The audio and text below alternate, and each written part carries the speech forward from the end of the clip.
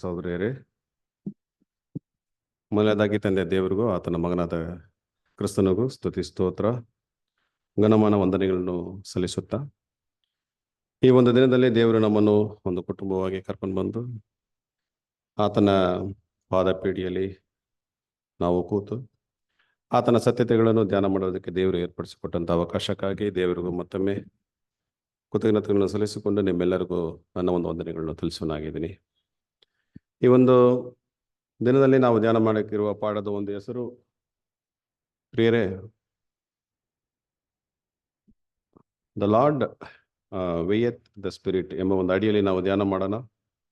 ಕರ್ತನು ಆತ್ಮಗಳನ್ನು ತೂಗಿಸುತ್ತಾನೆ ಎಂಬ ಒಂದು ಅಡಿಯಲ್ಲಿ ನಾವು ಧ್ಯಾನ ಮಾಡೋದಕ್ಕೆ ಮುಂಚೆ ತಲೆಬಾಗಿಸಿ ಪ್ರಾರ್ಥನೆ ಮಾಡೋಣ. ನನ್ನ ಶರಣನೇ, ನನ್ನ ಮೋಚಕನೇ, ನನ್ನ ಬಾಯಿನ ಮಾತುಗಳು, ನನ್ನ ಹೃದಯ ಧ್ಯಾನವು ನಿಮಗೆ ಸಮರ್ಪಕವಾಗಿರಲಿ. ಆಮೇನ್. ಈ ಒಂದು ಟೈಟಲು ಆದುಕೊಳ್ಳುವಾಗ, ಅದನ್ನು ಧ್ಯಾನ ಮಾಡುವಾಗ ದೇವರು ಮುಖ್ಯವಾಗಿ ವಿಶೇಷವಾಗಿ ದೇವರು ಏನು ನನಗೆ ತಿಳಿಸಿದಾರೋ ಅದನ್ನು ನಿಮ್ಮ ಮಧ್ಯದಲ್ಲಿ ನಾನು ಹಂಚ್ಕೊಳ್ಳೋಕ್ಕೆ ಇಷ್ಟಪಡ್ತೀನಿ. ಕರ್ತನಲ್ಲಿ ಪ್ರಿಯರೇ, ಈಗಿನ ಕಾಲ ನಮ್ಗೆ ಗೊತ್ತು, ತುಂಬ ಕಷ್ಟವಾದಂಥ ಕಾಲ, ಹೆಚ್ಚಾದ ಪಾಪಗಳು ತುಂಬಿರುವಂಥ ಕಾಲ, ಕಡೆ ಕಾಲ. ಪ್ರತಿಯೊಂದು ದಿವಸಗಳು ನಾವು ನೋಡುವಾಗ ಅನೇಕ ವಿಷಯಗಳು ಸತ್ಯವೇದಲ್ಲಿರುವಂಥ ಪ್ರವಾದನೆಗಳು ನೆರವೇರ್ತಾ ಇರುವುದನ್ನು ನಾವು ನೋಡ್ತಾ ಇದ್ದೀವಿ. ಅನೇಕ ಸಹೋದರಗಳು ಮಾತಾಡುವಾಗ ಸಮಯ ತುಂಬ ಕಡಿಮೆಯಾಗಿದೆ ಅಂತಲೂ ಮಾತನಾಡ್ತಾರೆ. ಸೊ ಇಂತಹ ಒಂದು ಕಾಲದಲ್ಲಿ ನಾವು ಬಾಳ್ತಾ ಇದರಿಂದ ನಮ್ಮ ಒಂದು ರಕ್ಷಣೆಯ ಜೀವನ, ಪ್ರತಿಷ್ಠೆಪಡಿಸಿಕೊಂಡಂಥ ಜೀವನವನ್ನು ಹಲವಾರು ಸಂದರ್ಭಗಳಲ್ಲಿ ನಾವೇನು ಮಾಡಬೇಕಂದ್ರೆ ಪರಿಶೀಲಿಸುವ ಒಂದು ಸಮಯ ನಮಗೆ ಇದ್ದೇ ಇರ್ತದೆ ಪ್ರಿಯರೇ. ಯಾಕಂದರೆ ಮುಖ್ಯವಾಗಿ ನೋಡಬೇಕಾದ್ರೆ ಈ ಒಂದು ಪಾಠದಲ್ಲಿ ಒಂದು 2 ಎಕ್ಸಾಂಪಲ್ಸ್, ಒಂದು 2 ಉದಾಹರಣೆಯನ್ನು ತಗೊಂಡು ನಾವು ಧ್ಯಾನ ಮಾಡೋದಾದ್ರೆ ಖಂಡಿತ ನಮಗೆ ಪ್ರಯೋಜನಕವಾಗಿರುತ್ತದೆ. ನಮಗೆಲ್ಲ ಗೊತ್ತು, ಹಳೆ ಒಡಂಬಡಿಕೆಯಲ್ಲಿ ನಹಮಾನ್ ಬಗ್ಗೆ ಚೆನ್ನಾಗಿ ಗೊತ್ತು. ನಹಮಾನ್ ನೋಡ್ಬೇಕಾದ್ರೆ ಇವರು ಸಿರಿಯಾ ದೇಶದವರು, ಅಲ್ಲಿರುವಂಥ ಒಬ್ಬ ಸೇನಾಧಿಪತಿ, ಅವರಿಗೆ ಕುಷ್ಠ ಬಂದಿತ್ತು. ಅದಾದ ನಂತರ ನಮಗೆ ನಡೆದಿರುವಂಥ ಘಟನೆಗಳೆಲ್ಲ ಚೆನ್ನಾಗಿ ಗೊತ್ತು. ವಿಷಯ ತಿಳಿದು ಬರುತ್ತೆ ಅವರಿಗೆ. ಇಸ್ರೇಲ್ ದೇಶಕ್ಕೆ ಹೋದರೆ ಅಲ್ಲಿ ಒಬ್ಬ ಪ್ರವಾದಿ, ಇಸ್ರೇಲ್ ದೇಶಕ್ಕೆ ಹೋದರೆ ಅಲ್ಲೇನಾಗತ್ತೆ, ನನ್ನ ಒಂದು ಕುಷ್ಠ ವಾಸಿಯಾಗುತ್ತೆ ಎಂಬ ಒಂದು ಸುದ್ದಿಯನ್ನು ಅವರು ಕೇಳ್ತಾರೆ. ಅದಾದ ನಂತರ ನಡೆದಿರುವಂಥ ಘಟನೆಗಳೆಲ್ಲ ಗೊತ್ತು. ನೇರವಾಗಿ ಬರ್ತಾರೆ ಇಸ್ರೇಲ್ ದೇಶಕ್ಕೆ, ಪ್ರವಾದಿಯಾದಂಥ ಎಲಿಸಾ ಹತ್ರ ಬರ್ತಾರೆ. ಎಲಿಸಾ ಹೇಳ್ತಾರೆ, ನೀನು ಹೋಗಿ ಜೋರ್ಡಾನ್ ಬಳಿಯಲ್ಲಿ 7 ಸಾರಿ ಮುಳುಗಿ ನೀನು ಹೇಳಬೇಕು. ಆ ರೀತಿ ಮುಳುಗಿ ಹೇಳುವಾಗ ಏನಾಯ್ತಂತ ನೋಡ್ಬೇಕಾದ್ರೆ ಅವ್ರು ನಂಬೋದ್ರ ಅಂತ ನೋಡ್ಬೇಕಾದ್ರೆ ಇಲ್ಲ, ಬಟ್ ಹಲವಾರು ವಿಷಯಗಳು ನಡೀತು. ಕೊನೆಗೆ ಅವರು ಒಪ್ಕೊಂಡ್ರು, ಜೋರ್ಡಾನ್ ಬಳಿಯಲ್ಲಿ ಹೋಗಿ ಮುಳುಗಿದ್ರು. ಕೊನೆಗೆ ನೋಡಬೇಕಾದ್ರೆ ಪ್ರಿಯರೇ, ಅವರ ಒಂದು ದೇಹ ಹೇಗಾಯ್ತಂತ ನೋಡೋದಾದ್ರೆ ಒಂದು ಕೂಸಿನ ದೇಹದಂತೆ ಶುದ್ಧವಾಯಿತು. ಅವರಿಗೆ ತುಂಬ ಸಂತೋಷವಾಯಿತು. ಅದಾದ ನಂತರ ಅವರು ಎಲಿಷನ ಹತ್ರ ಬರ್ತಾರೆ. ಬಂದು ಕೆಲವೊಂದು ಕಾಣಿಕೆಗಳನ್ನು ಕೊಡ್ತಾರೆ. ಎಲಿಷ ಒಪ್ತಾ ಇಲ್ಲ, ಆ ಕಾಣಿಕೆಯನ್ನು ಪಡ್ಕೊಂಡಿಲ್ಲ. ಒಳ್ಳೆ ಸಾಕ್ಷಿ ಹೇಳ್ತಾರೆ ನಾಮಾನನು, ಇಸ್ರಾಯೇಲ್ ದೇವರೇ ನಿಜವಾದಂಥ ದೇವರು, ಇಡೀ ಲೋಕದಿಲ್ಲ ಎಲ್ಲ ದೇವರಿಗಿಂತ ನಿಜವಾದ ದೇವರು ಯಾರಂದರೆ ಇಸ್ರಾಯೇಲಲ್ಲಿರುವಂಥ ನಿಮ್ಮ ದೇವರಂತೆ ಒಂದು ಸಾಕ್ಷಿ ಹೇಳ್ಬಿಟ್ಟು ಕಾಣಿಕೆಗಳನ್ನು ಕೊಡ್ತಾರೆ. ಆದರೆ ಅವರು ತಗೊಂಡಿಲ್ಲ. ಆ ಎಲಿಷನ ಸೇವಕನಾದಂಥ ಗೆಗಸಿ ಏನು ಮಾಡ್ತಾರೆ ಅಂದರೆ, ಅವರು ಮನಸ್ಸಿನಲ್ಲಿ ಏನು ಅನ್ಕೋತಾರೆ, ನಾನು ಹೇಗಲಾದರೂ ಹೋಗಿ ಆ ಒಂದು ಬಹುಮಾನವನ್ನು ನಾನು ಪಡ್ಕೋತೀನಿ ಅಂದ್ಬಿಟ್ಟು ಯೆಹೋವ ದೇವರ ಮೇಲೆ ಆಣೆ ಇಟ್ಟು ಹೋಗಿ ಅವರು ಪಡ್ಕೋತಾರೆ. ಅವರು ಪಡ್ಕೊಳ್ಳುವಾಗ ಏನೇನೆಲ್ಲ ಪಡ್ಕೊಂಡ್ರು ಅಂತ ನೋಡೋದಾದ್ರೆ 2 ತಲಾಂತು ಬೆಳ್ಳಿ, ಅದಾದ ನಂತರ 2 ದುಸ್ತು ಬಟ್ಟೆಗಳನ್ನು ಪಡ್ಕೋತಾರೆ. ಆ್ಯಕ್ಚುಲಿ ನೀವು ನೋಡ್ಬೇಕಾದ್ರೆ ಅವ್ರು ಕೇಳಿದ್ದು 1 ತಲಾಂತು ಬೆಳ್ಳಿ, 1 ದುಸ್ತು ಬಟ್ಟೆ. ಆದರೆ ನಾಮಾನ್ ಏನು ಮಾಡ್ತಾರೆ, 2ರಷ್ಟು ಕೊಟ್ಬಿಡ್ತಾರೆ. 2 ತಲಾಂತು ಬೆಳ್ಳಿ, ಆಮೇಲೆ 2 ದುಸ್ತು ಬಟ್ಟೆಗಳು ಕೊಡ್ತಾರೆ. ಇದನ್ನು ಪಡ್ಕೊಂಡು ಅವರು ಬರುವಾಗ ಮನೇಲಿ ಇಕ್ಬಿಟ್ಟು ಯಜಮಾನನ ಹತ್ರ ಹೋಗ್ತಾರೆ. ಆಗ ಯಜಮಾನನ ಕೇಳ್ತಾರೆ, ಎಲಿಷಾ ಗೆಗಸಿ ಎಲ್ಲಪ್ಪ ಹೋಗಿದ್ದೆ ಅಂತ ಕೇಳ್ತಾರೆ.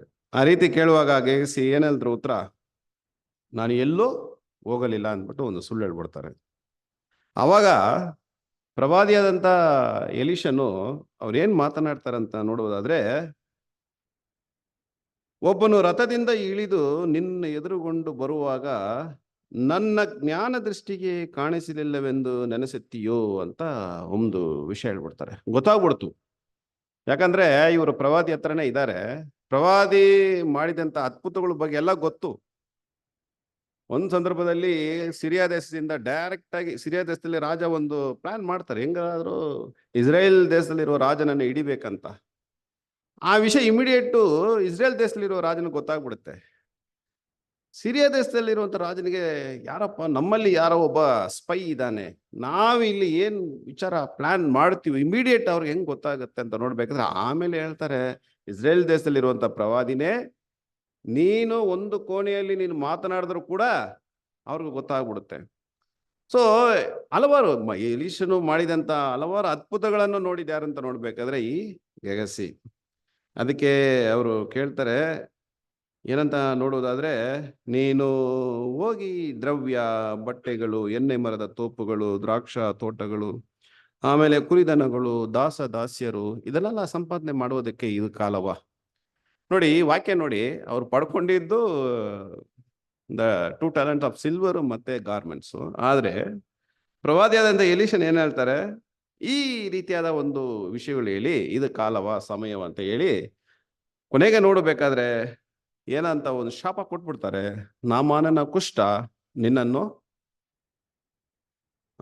ನಿನ್ನ ಸಂತಾನಕ್ಕೆ, ನಿನ್ನನ್ನು ಮಾತ್ರ ಹಿಡಿಯುವುದಿಲ್ಲ, ನೀನ್ ಮಾಡಿದ ಪಾಪ, ನೀನ್ ಹೇಳಿದ ಒಂದು ಸುಳ್ಳು, ನಿನ್ನಲ್ಲಿರುವಂತ ಕಪಟ, ಹಿಪೋಕ್ರಟಿಕಲ್ ಸ್ಪಿರಿಟ್ ಆಗಿರೋದ್ರಿಂದ, ಸುಳ್ಳು ಹೇಳಿದ್ರಿಂದ ಒಂದೇ ಕಾರಣದಿಂದ ನಾಮಾನಿನ ಕುಷ್ಠ ಅವನನ್ನು, ಅವನ ಸಂತಾನವನ್ನು ಹಿಡಿತು.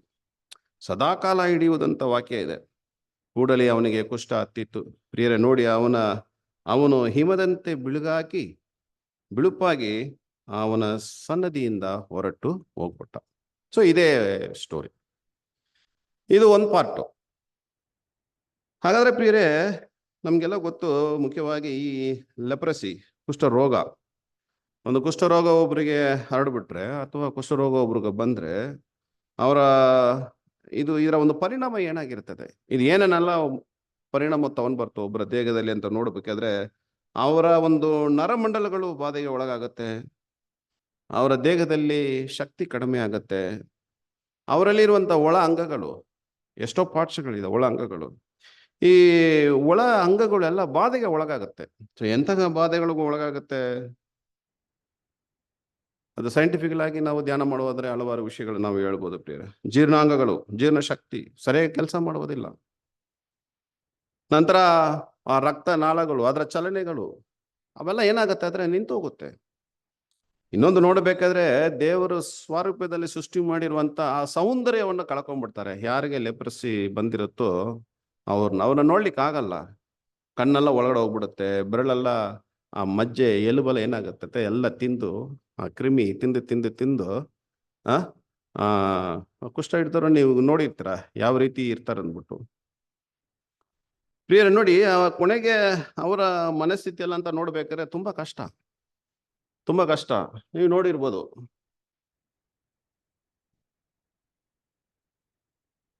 ಬಂದಿಲ್ವಾ, ಅಲ್ಲಿ ಸ್ಟಾಪ್ ಆಗಿದೆ.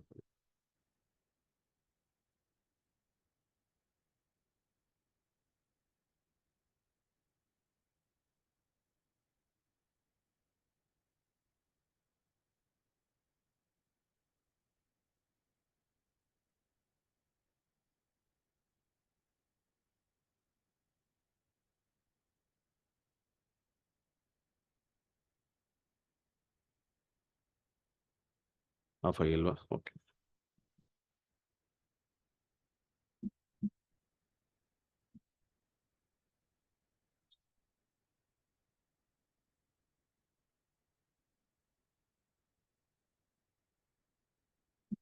ಅಲ್ಲ,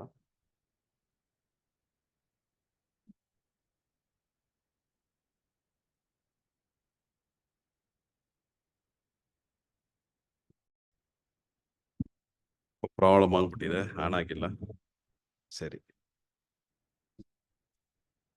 ಸೊ ಈ ಒಂದು ಕುಷ್ಠದ ಬಗ್ಗೆ ನಾವು ಧ್ಯಾನ ಮಾಡಬೇಕಾದ್ರೆ ಆಗಾಗಲೇ ಹೇಳಿದೆ, ಅದರ ಒಂದು ಪರಿಣಾಮ ಏನೇನು ಹೇಗಿರುತ್ತೆ, ಅದು ಯಾವ ರೀತಿ ಇರ್ತದೆ. ಇನ್ನೊಂದು ನೋಡ್ಬೇಕಾದ್ರೆ ಪ್ರಿಯರೇ, it is A incurable disease ಅಂತ ಹೇಳ್ತಾರೆ. ಒಂದು ಪ್ರಾರಂಭದಲ್ಲಿ ಕುಷ್ಠ ಬಂದ್ರೆ ಕೆಲವೊಂದು ಪ್ಯಾಚಸ್ ಎಲ್ಲ ಬರುತ್ತೆ, ವೈಟ್ ಪ್ಯಾಚಸ್. ಬಟ್ ಆ ಒಂದು ಜಾಗದಲ್ಲಿ ನಾವು ಮುಟ್ಟಿದ್ರು ಕೂಡ ಅವ್ರಿಗೆ ಯಾವುದೇ ಸೆನ್ಸೇಷನ್ ಇರೋದಿಲ್ಲ. ಅಂತಹ ಒಂದು ಕಾಯಿಲೆ ಬಂದ್ರೆ ಸರಿಪಡಿಸ್ಬೋದು, ಅದಕ್ಕೆ ಟ್ರೀಟ್ಮೆಂಟ್ ಇದೆ. ಬಟ್ ಈ ರೀತಿ ಬೆರಳೆಲ್ಲ ಎಲುಬು ಮಜ್ಜೆಗಳೆಲ್ಲ ತಿಂದ್ಬಿಟ್ಟಿದ್ರೆ ಅದಕ್ಕೆ ಕ್ಯೂರ್ ಆಗೋದಕ್ಕೆ ಅವಕಾಶ ಇಲ್ಲ. ಎರಡನೇ ನೋಡ್ಬೇಕು, it is a contagious diseases, ಹರಡುವಂತ ಒಂದು ಕಾಯಿಲೆ. ನೀವು ನೀವು ಧ್ಯಾನ ಮಾಡಬೇಕಾದ್ರೆ ಪ್ರಿಯರೇ, ಪ್ರಶ್ನೆ ಅದಕ್ಕೆ ಟ್ರೀಟ್ಮೆಂಟ್ ಇಲ್ಲ. ಆಗಿನ ಕಾಲದಲ್ಲಿ ಸ್ವಾಮಿ ಅವರ ಒಂದು ದೈವಿಕವಾದ ಶಕ್ತಿಯಿಂದ ಗುಣಪಡಿಸಿದ್ರು. ಬಟ್ ಈಗಲೂ ಅದಕ್ಕಾದಂಥ ಟ್ರೀಟ್ಮೆಂಟು ಇಲ್ಲ. ಬಟ್ ಕುಷ್ಠರೋಗಿಗಳು ತುಂಬ ಕಡಿಮೆ ಈಗಿನ ಕಾಲದಲ್ಲಿ, ಯಾಕಂದರೆ ಸುಮಾರು ವ್ಯಾಕ್ಸಿನೇಷನ್ ಕೊಟ್ಟಿದ್ರಿಂದ ಈ ಒಂದು ಕಾಯಿಲೆ ಈಗ ಅಷ್ಟೊಂದು ಹರಡ್ತಾ ಇಲ್ಲ. ಆದರೆ ನಮ್ಮ ಸತ್ಯವೇದದಲ್ಲಿ ನಾವು ನೋಡಬೇಕಾದ್ರೆ ಈ ಒಂದು ಕುಷ್ಠರೋಗಿ ನಾವು ಯಾವುದಕ್ಕೆ ಹೋಲಿಸ್ಬೋದು ಅಂದರೆ ಪಾಪಕ್ಕೆ ಹೋಲಿಸ್ಬೋದು. ಕಾರಣ, ದ ಬೆಸ್ಟ್ ಎಕ್ಸಾಂಪಲು, ಮೊದಲನೇ ಉದಾಹರಣೆ ಯಾರಿಗೆ ತಗೊಳ್ಳೋದಾದ್ರೆ ಇಸ್ರಾಯೇಲ್ ದೇಶಕ್ಕೆ. ಸ್ವಾಮಿ ಆದುಕೊಂಡಂತ ಒಂದು ಜನ ಹಲವಾರು ದಶಾಂತಗಳು ಕೊಟ್ಟರು, ಕಟ್ಟಳೆಗಳು ಕೊಟ್ಟರು, ನ್ಯಾಯ ಪ್ರಮಾಣಗಳನ್ನು ಕೊಟ್ಟರು.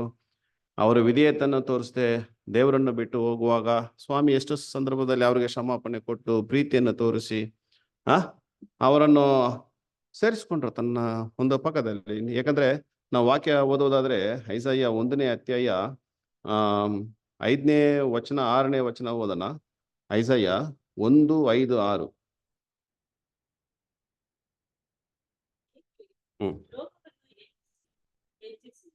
ಪೆಟ್ಟಿಗೆ ಗುರಿಯಾಗುತ್ತೀರಿ. ತಲೆಯೆಲ್ಲ ರೋಗ, ಹೃದಯವೆಲ್ಲ ದುರ್ಬಲ, ಅಂಗಾಲಿನಿಂದ ನಡುನತ್ತಿಯ ತನಕ ಪೆಟ್ಟು, ಬಾಸುಂಡೆ ಮಾಗದ ಗಾಯಗಳೇ ಹೊರತು ಏನೂ ಸೌಖ್ಯವಿಲ್ಲ. ಸೊ ಸ್ವಾಮಿಯನ್ನು ಬಿಟ್ಟು ಇವರು ಹೋಗುವಾಗ ಇಸ್ರೇಲ್ ಮಕ್ಕಳು ಅವರು ಪಡ್ಕೊಂಡಂತ ಒಂದು ವಿಷಯಗಳು ಸ್ವಾಮಿ ಹೇಳ್ತಾರೆ. ಈ ರೀತಿ ಪಾಪ ಮಾಡಿ ಅವರಿಗೆ ಹಲವಾರು ಶಿಕ್ಷಣೆಗಳು ದೇವರು ಕೊಡುವಾಗ ಏನಂತ ಹೇಳ್ತಾರೆ ಅಂದ್ರೆ, ತಲೆಯೆಲ್ಲ ರೋಗ, ಹೃದಯವೆಲ್ಲ ದುರ್ಬಲ ಅಂತ ಹೇಳ್ತಾರೆ. ಅಂದ್ರೆ ಇದನ್ನ ಈ ಕುಷ್ಠರೋಗ ಯಾವುದಕ್ಕೆ ಹೋಲಿಸಬಹುದು ಅಂದ್ರೆ ಪಾಪಕ್ಕೆ ನಾವು ಇದನ್ನ ಹೋಲಿಸಬಹುದು. ಅದರ ಒಂದು ಪರಿಣಾಮ, ಪಾಪದ ಒಂದು ಪರಿಣಾಮ. ಯಾವಾಗ ಪಾಪ ಒಳಗಡೆ ಪ್ರವೇಶಿಸುತ್ತೋ ನಮ್ಮ ಒಂದು ಮನಸ್ಸು ಮತ್ತೆ ದೇಹ ಆರೋಗ್ಯವನ್ನು ಕೆಡುವಾಕ್ಬಿಡುತ್ತೆ ಪಾಪ. ಎಸ್ಪೆಷಲಿ ಯಾರು ತಮ್ಮ ಜೀವವನ್ನು, ತಮ್ಮ ದೇಹವನ್ನು ದೇವರಿಗೆ ಸಮರ್ಪಣೆ ಮಾಡಿರ್ತಾರೋ, ಪವಿತ್ರಾತ್ಮದ ಮುಖಾಂತರ ಯಾರು ಪ್ರತಿಜ್ಞೆಯನ್ನು ಪಡ್ಕೊಂಡಿರ್ತಾರೋ ಅಂಥವರೊಳಗೆ ಇಂತಹ ಒಂದು ಪಾಪ ಅಂತ ನೋಡ್ಬೇಕಾದ್ರೆ ಹಲವಾರು ಸಹೋದರಗಳು ಮಾತನಾಡಿದ್ದಾರೆ, ಟೈಪ್ಸ್ ಆಫ್ ಸಿನ್ಸ್ ಅಂತ ಮಾತಾಡಿದ್ದಾರೆ. ಸೊ ಅಂತ ಪಾಪಗಳೆಲ್ಲ ಬರುವಾಗ ಖಂಡಿತ ನಾವು ದೇವ್ರಿಗೂ ನಮಗೂ ಇರುವಂತಹ ಒಂದು ಸಂಬಂಧ ಅದು ಕಡಿದು ಹೋಗುತ್ತೆ. ಅಷ್ಟು ಸುಲಭವಾಗಿ ನಾವು ದೇವರ ಹತ್ರ ಹೋಗೋಕ್ಕೂ ಆಗೋದಿಲ್ಲ. ಹಾಗಾದ್ರೆ ಪ್ರಿಯರೇ, ಇದರಲ್ಲಿ ನಾವು ಮೊದಲು ಫಸ್ಟ್ ಪಾಯಿಂಟ್ ಯಾರ ಬಗ್ಗೆ ನಾವು ಧ್ಯಾನ ಮಾಡೋಣ. ಈ ಗೆಗಸಿಗೆ ನಾವು ಕೊನೆಗೆ ತಗೊಳ್ಳೋಣ, last point. But first point, ಅದಕ್ಕೆ ಮೊದಲು ನಾವು ಧ್ಯಾನ ಮಾಡಬೇಕಾದ್ರೆ ಸತ್ಯವೇದದಲ್ಲಿ ಹಲವಾರು ಸಾಕ್ಷಿಗಳಿದ್ದಾರೆ, ಹಲವಾರು ಉದಾಹರಣೆಗಳು ಇದೆ, ನಾವು ತಗೋಬಹುದು. ಬಟ್ ದ ಬೆಸ್ಟ್ ಉದಾಹರಣೆ, ಬೆಸ್ಟ್ ಎಕ್ಸಾಂಪಲ್ ಅಂತ ಯಾರಂತ ನೋಡೋದಾದ್ರೆ ರಾಜನಾದಂತ ದಾವೀದು. ನಮ್ಗೆಲ್ಲ ಗೊತ್ತು, ಕರ್ತನಲ್ಲಿ ಪ್ರೀತಿಯುಳ್ಳ ಸಹೋದರ ಸಹೋದರಿಯರೇ, ಅಭಿಷೇಕಿಸಲ್ಪಟ್ಟ ಒಬ್ಬ ರಾಜ, ದೇವರು ಸ್ವಾಮಿ ಆದುಕೊಂಡಂತ ಒಬ್ಬ ಮನುಷ್ಯ. ಆದ್ರೆ ಅವರು ರಾಜ್ಯಭಾರಕ್ಕೆ ಬಂದು 30 ವರ್ಷ ಆದ ನಂತರನೇ ಬತ್ಷೆಬಳ ಹತ್ರ ಪಾಪ ಮಾಡ್ತಾರೆ. ಹಾಗಾದ್ರೆ ಆ ಒಂದು ಪಾಪ ಮಾಡುವಾಗ ದಾವೀದನಿಗೆ ಸೌರು ಬರೀತಾರೆ, ಅವ್ರಿಗೆ 50 ವಯಸ್ಸು ಇರಬಹುದು. ರಾಜ್ಯಭಾರಕ್ಕೆ ಬಂದು 30ನೇ ವರ್ಷದಲ್ಲಿ ಒಬ್ಬ ರಾಜ ನೋಡಿ, ಈಗ ಒಂದು ಕ್ರೂರವಾದ ಪಾಪದಲ್ಲಿ ಬಿದ್ಬಿಟ್ರು, ಬತ್ಷೆಬಳನ್ನ ಇಷ್ಟಪಟ್ರು, ಆಕೆ ಒಂದಿಗೆ ವ್ಯಭಿಚಾರ ಮಾಡಿದ್ರು, ಆಕೆ ಗಂಡನನ್ನು ರಹಸ್ಯವಾಗಿ ಕೊಂದುಬಿಟ್ರು. ಇದು ಎಂತಹ ಒಂದು ಪಾಪ ಅಂತ ನೋಡಬೇಕಾದ್ರೆ ಪ್ರಿಯರೇ, ಒಂದು ನಂಬಿಕೆಯುಳ್ಳ ಒಬ್ಬ ಸೋಲ್ಜರ್ಗೆ ಎಷ್ಟರ ಮಟ್ಟಿಗೆ ಅವರು ವಿಶ್ವಾಸ ಇಟ್ಟಿರ್ಬೋದು ರಾಜನ ಮೇಲೆ. ನಮ್ಗೆಲ್ಲ ಅದು ಸ್ಟೋರಿ ದೊಡ್ಡದು. ಅಷ್ಟು ಒಂದು ವಿಶ್ವಾಸ ಉಳ್ಳ ಒಬ್ಬ ಸೇವಕನಿಗೆ ದಾವೀದು ಮಾಡಿದಂತ ಒಂದು ದೊಡ್ಡ ಕಾರ್ಯ. ಕೊಂದಾಕ್ಬಿಟ್ರು. ಈವನು ನಾವು ಕಲ್ಪನೆನೂ ಮಾಡಕ್ಕಾಗ್ದಿರುವಷ್ಟು ಒಂದು ಇಚ್ಛೆಗಾಗಿ ಏನ್ ಮಾಡ್ಬಿಟ್ರು, ಒಬ್ಬನನ್ನು ಕೊಂದ್ಬಿಟ್ರು. ಪ್ರಿಯರೇ ನೋಡಿ, ರಾಜವು ಪಾಪ ಮಾಡ್ಬಿಟ್ರು. ಪಾಪ ಮಾಡಿದ ಮೇಲೆ ಅವ್ರು ಪಶ್ಚಾತ್ತಾಪ ಪಟ್ರ ಅಂತ ನೋಡೋದಾದ್ರೆ ಇಲ್ಲ. ಪಾಪ ಮಾಡಿದ್ರ ಮೇಲೆ ಈಗ ಅವ್ರು ಇರುವಂತ ಒಂದು ಸ್ಥಾನ, ಒಬ್ಬ ರಾಜ, ಒಂದು ಉನ್ನತವಾದ ಒಂದು ಸ್ಥಾನ, ಅವ್ರಿಗಿರುವಂತ ಕರ್ತವ್ಯ ಎಲ್ಲಾ ಸಂದರ್ಭಗಳಲ್ಲೂ ನೋಡಿ, ಒಂದು ಪಾಪ ಒಬ್ಬರಲ್ಲಿ ಬಂದ್ಬಿಟ್ರೆ, ಎಸ್ಪೆಷಲಿ ಯಾರು ತಮ್ಮ ಜೀವನವನ್ನು ಪ್ರತಿಜ್ಞೆ ಪಡಿಸಿಕೊಂಡಿದ್ದಾರೋ, ಸಮರ್ಪಣೆ ಮಾಡಿಕೊಂಡಿದ್ದಾರೆ, ಅವರ ಜೀವನದಲ್ಲಿ ಪಾಪ ಎಂಬುದು ಒಳಗಡೆ ಬಂದ್ಬಿಟ್ರೆ ತುಂಬಾ ಕಷ್ಟ. ಎಲ್ಲಾ ಪರಿಸ್ಥಿತಿಯಲ್ಲೂ ಅದೊಂದು ಕನ್ಫ್ಯೂಷನ್ ಆಗಿರುತ್ತೆ. ಅಂದ್ರೆ ಕನ್ಫ್ಯೂಷನ್ ಎಂಬ ಒಂದು ಅಂಗವಾಗಿ ಅವರ ದೇಹದಲ್ಲಿ ಇದ್ದೇ ಇರ್ತದೆ. ಅದು ಅಷ್ಟು ಸುಲಭವಾಗಿ ಅವರ ಮನಸ್ಸಾಕ್ಷಿ ಬಿಡೋದಿಲ್ಲ. ಯಾವಾಗಲೂ ಅವ್ರಿಗೆ ಅದು ಒಂದು ಅಡ್ಡಿಯಾಗಿರುತ್ತೆ ಅವರ ಜೀವನದಲ್ಲಿ. ಜಸ್ಟ್ ನಾವು ರಾಜನ ಬಗ್ಗೆ ನಾವು ಧ್ಯಾನ ಮಾಡ್ಬೇಕಾದ್ರೆ ಅವ್ರ ಆಫೀಸ್ ಸೆಟಪ್, ರಾಜ, ಮುಖ್ಯಮಂತ್ರಿಗಳು, ಅವರ ಕೆಳಗಡೆ ಅವರ ಒಂದು ಆಫೀಸ್ ಸೆಟಪ್ ನೋಡ್ಬೇಕಾದ್ರೆ ಇವ್ರಿಗೆ ಕಾರ್ಯನಿರ್ವಹಿಸಬೇಕು ರಾಜನೇ. ಅವ್ರಿಗಿರುವಂತ ಒಂದು ಜವಾಬ್ದಾರಿ ನಾವು ನೋಡುವುದಾದ್ರೆ ಪ್ರಿಯರೇ, ಅವರ ಜೀವನದಲ್ಲಿರುವಂತ ಎಲ್ಲಾ ಕರ್ತವ್ಯಗಳು ಒಂದು ಭಾರ ಅಥವಾ ಓರೆಯಾಗಿದ್ದಿರ್ಬೋದು. ಅಷ್ಟು ನೆಮ್ಮದಿಯಿಂದ ಅವರು ಕೆಲಸ ಮಾಡ್ಲಿಕ್ಕೆ ಆಗಲ್ಲ. ಅದು ತುಂಬಾ ಕಷ್ಟ. ನೀವು ಧ್ಯಾನ ಮಾಡ್ಬೇಕಾದ್ರೆ ಇದೇ ವಾಕ್ಯಕ್ಕೆ ನೀವು ರೀಪ್ರಿನ್ಸ್ ಅಲ್ಲಿ ನೀವು ಹೋಗಿ ಧ್ಯಾನ ಮಾಡುವುದಾದ್ರೆ ಅವರು ಬರೀತಾರೆ, ಸುಮಾರು 1 ವರ್ಷ ದಾವೀದು ಪಶ್ಚಾತ್ತಾಪ ಪಡದೆ ಇದ್ದರು ಅಂತ ಬರೀತಾರೆ. ಸುಮಾರು 1 ವರ್ಷ ದಾವೀದು ತಾ ಮಾಡಿದ ಪಾಪವನ್ನು ಮರೆ ಮಾಡಿದ್ರು, ಯಾರಿಗೂ ಅದನ್ನ ತಿಳಿಸಲಿಲ್ಲ. ಸೊ ಆ 1 ವರ್ಷ ದಾವೀದನಿಗೂ ದೇವರಿಗೂ ಇರುವಂತ ಒಂದು ಸಂಬಂಧ ನೋಡಿ ಹೇಗಿರ್ತದೆ. ಯಾವಾಗ್ಲೂ ದೇವರ ಹತ್ರ ಪ್ರಾರ್ಥನೆ ಮಾಡುವವರು. ದಾವೀದನ ಒಂದು ಪುಸ್ತಕದಲ್ಲಿ ನಾವು ನೋಡ್ಬೇಕಾದ್ರೆ ಅವರು ಪಾಪ ಮಾಡಕ್ಕೆ ಮುಂಚೆ ಅವರ ಒಂದು ಆಸಕ್ತಿ ಹೇಗಿತ್ತು, ಪಾಪ ಮಾಡಿದ್ರ ಮೇಲೆ ದಾವೀದನ ಒಂದು ಆಸಕ್ತಿ ಹೇಗಿತ್ತು ನಾವು ಧ್ಯಾನ ಮಾಡ್ಬೋದು. ಅವರ ಒಂದು ರಿಫ್ರೆಶ್ಮೆಂಟ್, ಅವರ ಒಂದು ಚೈತನ್ಯ, ಅವರ ಒಂದು ಸಂತೋಷ, ನೀವು ವಾಕ್ಯ ಓದ್ಬೇಕಾದ್ರೆ ಅವರ ಸಂತೋಷ ಒಣಗಿದ ಭೂಮಿಯಂತೆ ಇತ್ತು ಅಂತ ದಾವೀದನು ಬರೀತಾರೆ. ಪಾಪ ಬಂದ್ಮೇಲೆ ನೋಡಿ, ಒಬ್ಬರ ಎಲುಬು ಒಳಗಡೆ ಮಜ್ಜೆ ಇರ್ತದೆ. ಈ ಮಜ್ಜೆ ವೀಕ್ ಆದ್ರೆ ಸೈಂಟಿಫಿಕಲ್ ಆಗಿ ಅವ್ರು ಬೇಗನೆ ಮುದುಕನಂತ ಕಾಣಿಸ್ಕೊಳ್ತಾರೆ. ಬೇಗನೆ ವಯಸ್ಸಾಗಿರೋರ ತರ ಕಾಣಿಸ್ತಾರಂತೆ. ಮಜ್ಜೆಯಲ್ಲಿ ಸ್ಟ್ರೆಂತ್ ಹೋಗ್ಬಿಟ್ರೆ ಆಟೋಮೆಟಿಕ್ ಅವರು ಇದನ್ನ ಬರೀತಾರೆ. ರಸೂಲ್ ರಿಫರೆನ್ಸ್ ನಂಬರ್ 2016 ಅಲ್ಲಿ ಹೇಳ್ತಾರೆ, ವೇಗವಾಗಿ ಅವರು ಮುದುಕನಂತೆ ಆಗಿರಕ್ಕೆ ಅವಕಾಶ ಆಗಿದೆ. ಕಾರಣ ಅವರು ಮುಂಚೆನೆ ಪಾಪ ಮಾಡಿ ಬಲಹೀನತೆಗೆ ಹೋಗ್ಬಿಟ್ರು. ನೀವು ಇಂಗ್ಲಿಷಲ್ಲಿ ಓದ್ಬೇಕಾದ್ರೆ ಮೈ ಬೋನ್ ವ್ಯಾಕ್ಸ್ಡ್ ಓಲ್ಡ್ ಅಂತ ವಾಕ್ಯ ಇದೆ. ಮೈ ಬೋನ್ ವ್ಯಾಕ್ಸ್ಡ್ ಓಲ್ಡ್ ಅಂದ್ರೆ ಪಾಪ ಒಳಗಡೆ ಬಂದ ಮೇಲೆ ಅದರ ಒಂದು ಪರಿಣಾಮ ಅವ್ರನ್ನ ಯಾವ ರೀತಿ ಕರ್ಕೊಂಡು ಹೋಗ್ಬಿಡ್ತು. ವಾಕ್ಯ ಓದನ ಕೀರ್ತನೆ 32:3-4. ಕೀರ್ತನೆ 32ನೇ ಅಧ್ಯಾಯ 3ನೇ ವಚನ ಮತ್ತೆ 4ನೇ ವಚನ. ನಾನು ನನ್ನ ಪಾಪವನ್ನು ಅರಿಕೆ ಮಾಡದೇ ಇದ್ದಾಗ ದಿನವೆಲ್ಲ ನರಳುವುದರಿಂದ ನನ್ನ ಎಲುಬುಗಳು ಸವೆದು ಹೋಗುತ್ತಿದ್ದವು. ನೋಡಿದ್ರ, ನಾನು ಅರಿಕೆ ಮಾಡದೇ ಇದ್ದಾಗ ದಿನವೆಲ್ಲ ನರಳುವುದರಿಂದ. ಇದನ್ನ ಓದುವಾಗ್ಲೇ ನಮ್ಗೆ ಆ ಒಂದು ಗ್ರಹಿಕೆ ಒಳಗೆ ನಾವು ಹೋಗ್ಬೋದು ಪ್ರಿಯರೇ. ನಾನು ಅರಿಕೆ ಮಾಡದೇ ಇದ್ದಾಗ ದಿನವೆಲ್ಲ ನರಳುವುದರಿಂದ ನನ್ನ ಎಲುಬುಗಳು ಸವೆದೇ ಹೋಗುತ್ತಿದ್ದವು. 4ನೇ ವಾಕ್ಯ ಓದಿ. ಹಗಲಿರುಳು ನಿನ್ನ ಶಿಕ್ಷಾ ಹಸ್ತವು ನನ್ನ ಮೇಲೆ ಭಾರವಾಗಿತ್ತು, ಬೇಸಿಗೆಯ ನೀರಿನಂತೆ ನನ್ನ ಶರೀರದ ಸಾರವೆಲ್ಲ ಬತ್ತಿ ಹೋಯಿತು. ಹಾಗಂದ್ರೆ ವಾಕ್ಯ ನೋಡಿ ಎಷ್ಟು ಚೆನ್ನಾಗಿ ಇಲ್ಲಿ ಕೊಡಲ್ಪಟ್ಟಿದೆ. ಹಗಲಿರಲು ನಿನ್ನ ಶಿಕ್ಷಾ ಹಸ್ತವು ನನ್ನ ಮೇಲೆ ಭಾರವಾಗಿತ್ತು. ದೇವರ ಒಂದು ಶಿಕ್ಷಾ ಹಸ್ತವು ಅಂದ್ರೆ ದೇವರ ಒಂದು ಹಸ್ತ ಅಂದ್ರೆ ಕೈಯು. ದಾವೀದನ ಮೇಲೆ ತುಂಬಾ ಭಾರವಾಗಿತ್ತು. ಬೇಸಿಗೆ ನೀರಿನಂತೆ ನೋಡಿ, ದೇವರಿಗೂ ಇರುವಂತ ಒಂದು ಸಂಬಂಧ. ಬೇಸಿಗೆ ನೀರಿನಂತೆ ನನ್ನ ಶರೀರ ಅಂದ್ರೆ ಒಣನೆಲ ಅಂತ ಹೇಳ್ತಾರೆ. ಒಣನೆಲ ಬತ್ತಿ ಹೋದ್ರೆ ಅಥವಾ ಬರಗಾಲ ಬಂದ್ರೆ ಒಣನೆಲ ಹೇಗ್ ಮಾರ್ಪಡುತ್ತೆ, ಆ ರೀತಿ ಅಭಿಷೇಕಿಸಲ್ಪಟ್ಟಿರುವಂತ ಅವರ ಜೀವನ ಹಾಗಾಗ್ಬಿಡ್ತು. ಬೇಸಿಗೆ ನೀರಿನಂತೆ ನನ್ನ ಶರೀರದ ಸಾರವಲ್ಲ ಅಂದ್ರೆ ರಿಫ್ರೆಶ್ಮೆಂಟ್, ಚೈತನ್ಯ, ಶಕ್ತಿ ಎಲ್ಲ ಹೋಯ್ತು. ಅದಕ್ಕೆ ಆ ಶರೀರದ ಸಾರವೆಲ್ಲ ಬತ್ತಿ ಹೋಯ್ತು. ಹಾಗಾದ್ರೆ ನಾವೇನ್ ತಿಳ್ಕೊಬೋದಂದ್ರೆ, ಕರ್ತನಲ್ಲಿ ಪ್ರೀತಿಯುಳ್ಳ ಸಹೋದರ ಸಹೋದರಿಯರೇ, ದೇವರನ್ನ ಬಿಟ್ಟು ದಾವೀದನು ತುಂಬಾ ದೂರದಲ್ಲಿ ಆತನು ಇರುವುದನ್ನೇ ಈ ವಾಕ್ಯ ನಮ್ಗೆ ತೋರಿಸುತ್ತದೆ.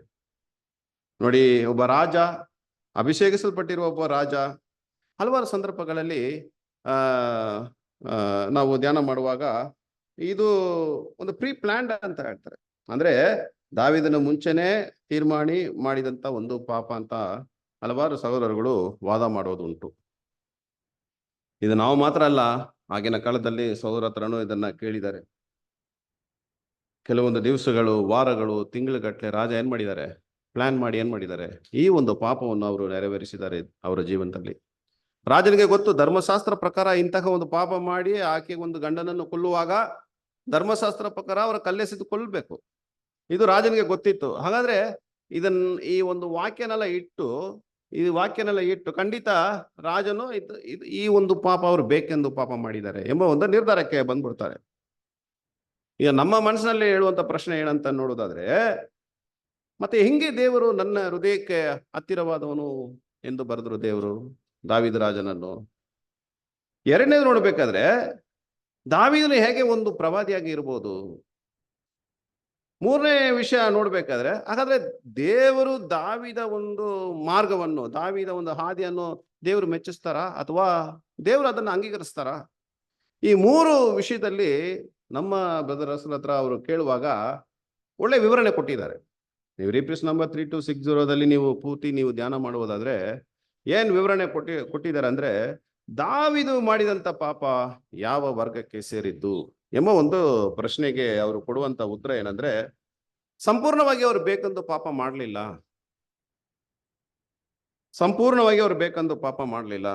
ಅಂದ್ರೆ ಸಂಪೂರ್ಣವಾಗಿ ಬೇಕೆಂದು ಪಾಪ ಮಾಡಲಿಲ್ಲ ಅಂದ್ರೆ, ಕರ್ತನಲ್ಲಿ ಪ್ರೀತಿಯುಳ್ಳ ಸಹೋದರ ಸಹೋದರಿಯರೇ, ಅವರು ಕೊಡುವಂತ ವಿವರಣೆ ಅದು ಬಹಳ ಚೆನ್ನಾಗಿತ್ತು. 2 ಅಳತೆ ಇದೆ. ಅದು ಫಸ್ಟ್ ಅಳತೆ ಅವ್ರು ತಗೋತಾರೆ. ಈ ಮೊದಲನೇ ಒಂದು ಅಳತೆಯಲ್ಲಿ ಸಂಪೂರ್ಣವಾದಂತ ಬಲಹೀನತೆಯಲ್ಲಿ ಅವರು ಪಾಪ ಮಾಡಲಿಲ್ಲ. ಸಂಪೂರ್ಣ ಅಂದ್ರೆ 100% ಅಂತ ತಗೋಬಹುದು.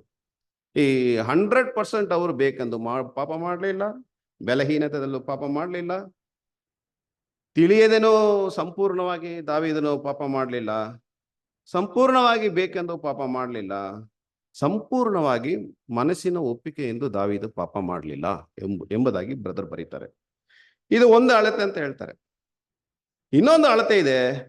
ಏನಂತ ನೋಡ್ಬೇಕಾದ್ರೆ, ಫಸ್ಟ್ ಏನ್ ಕೊಡ್ತಾರಂದ್ರೆ, ಫಸ್ಟ್ ಅವರು ಆದಾಮಿನ ಸಂತತಿಯಿಂದ ಬಂದಿರುವವರು. ನಾನು ತಾಯಿನ ಮಾತ್ರ ಗರ್ಭದಲ್ಲಿ ನಾನು ಹುಟ್ಟುವಾಗಲೇ ಪಾಪಿಯೇ, ಇದನ್ನ ಫಸ್ಟ್ ಅವ್ರು ಹೇಳ್ತಾರೆ.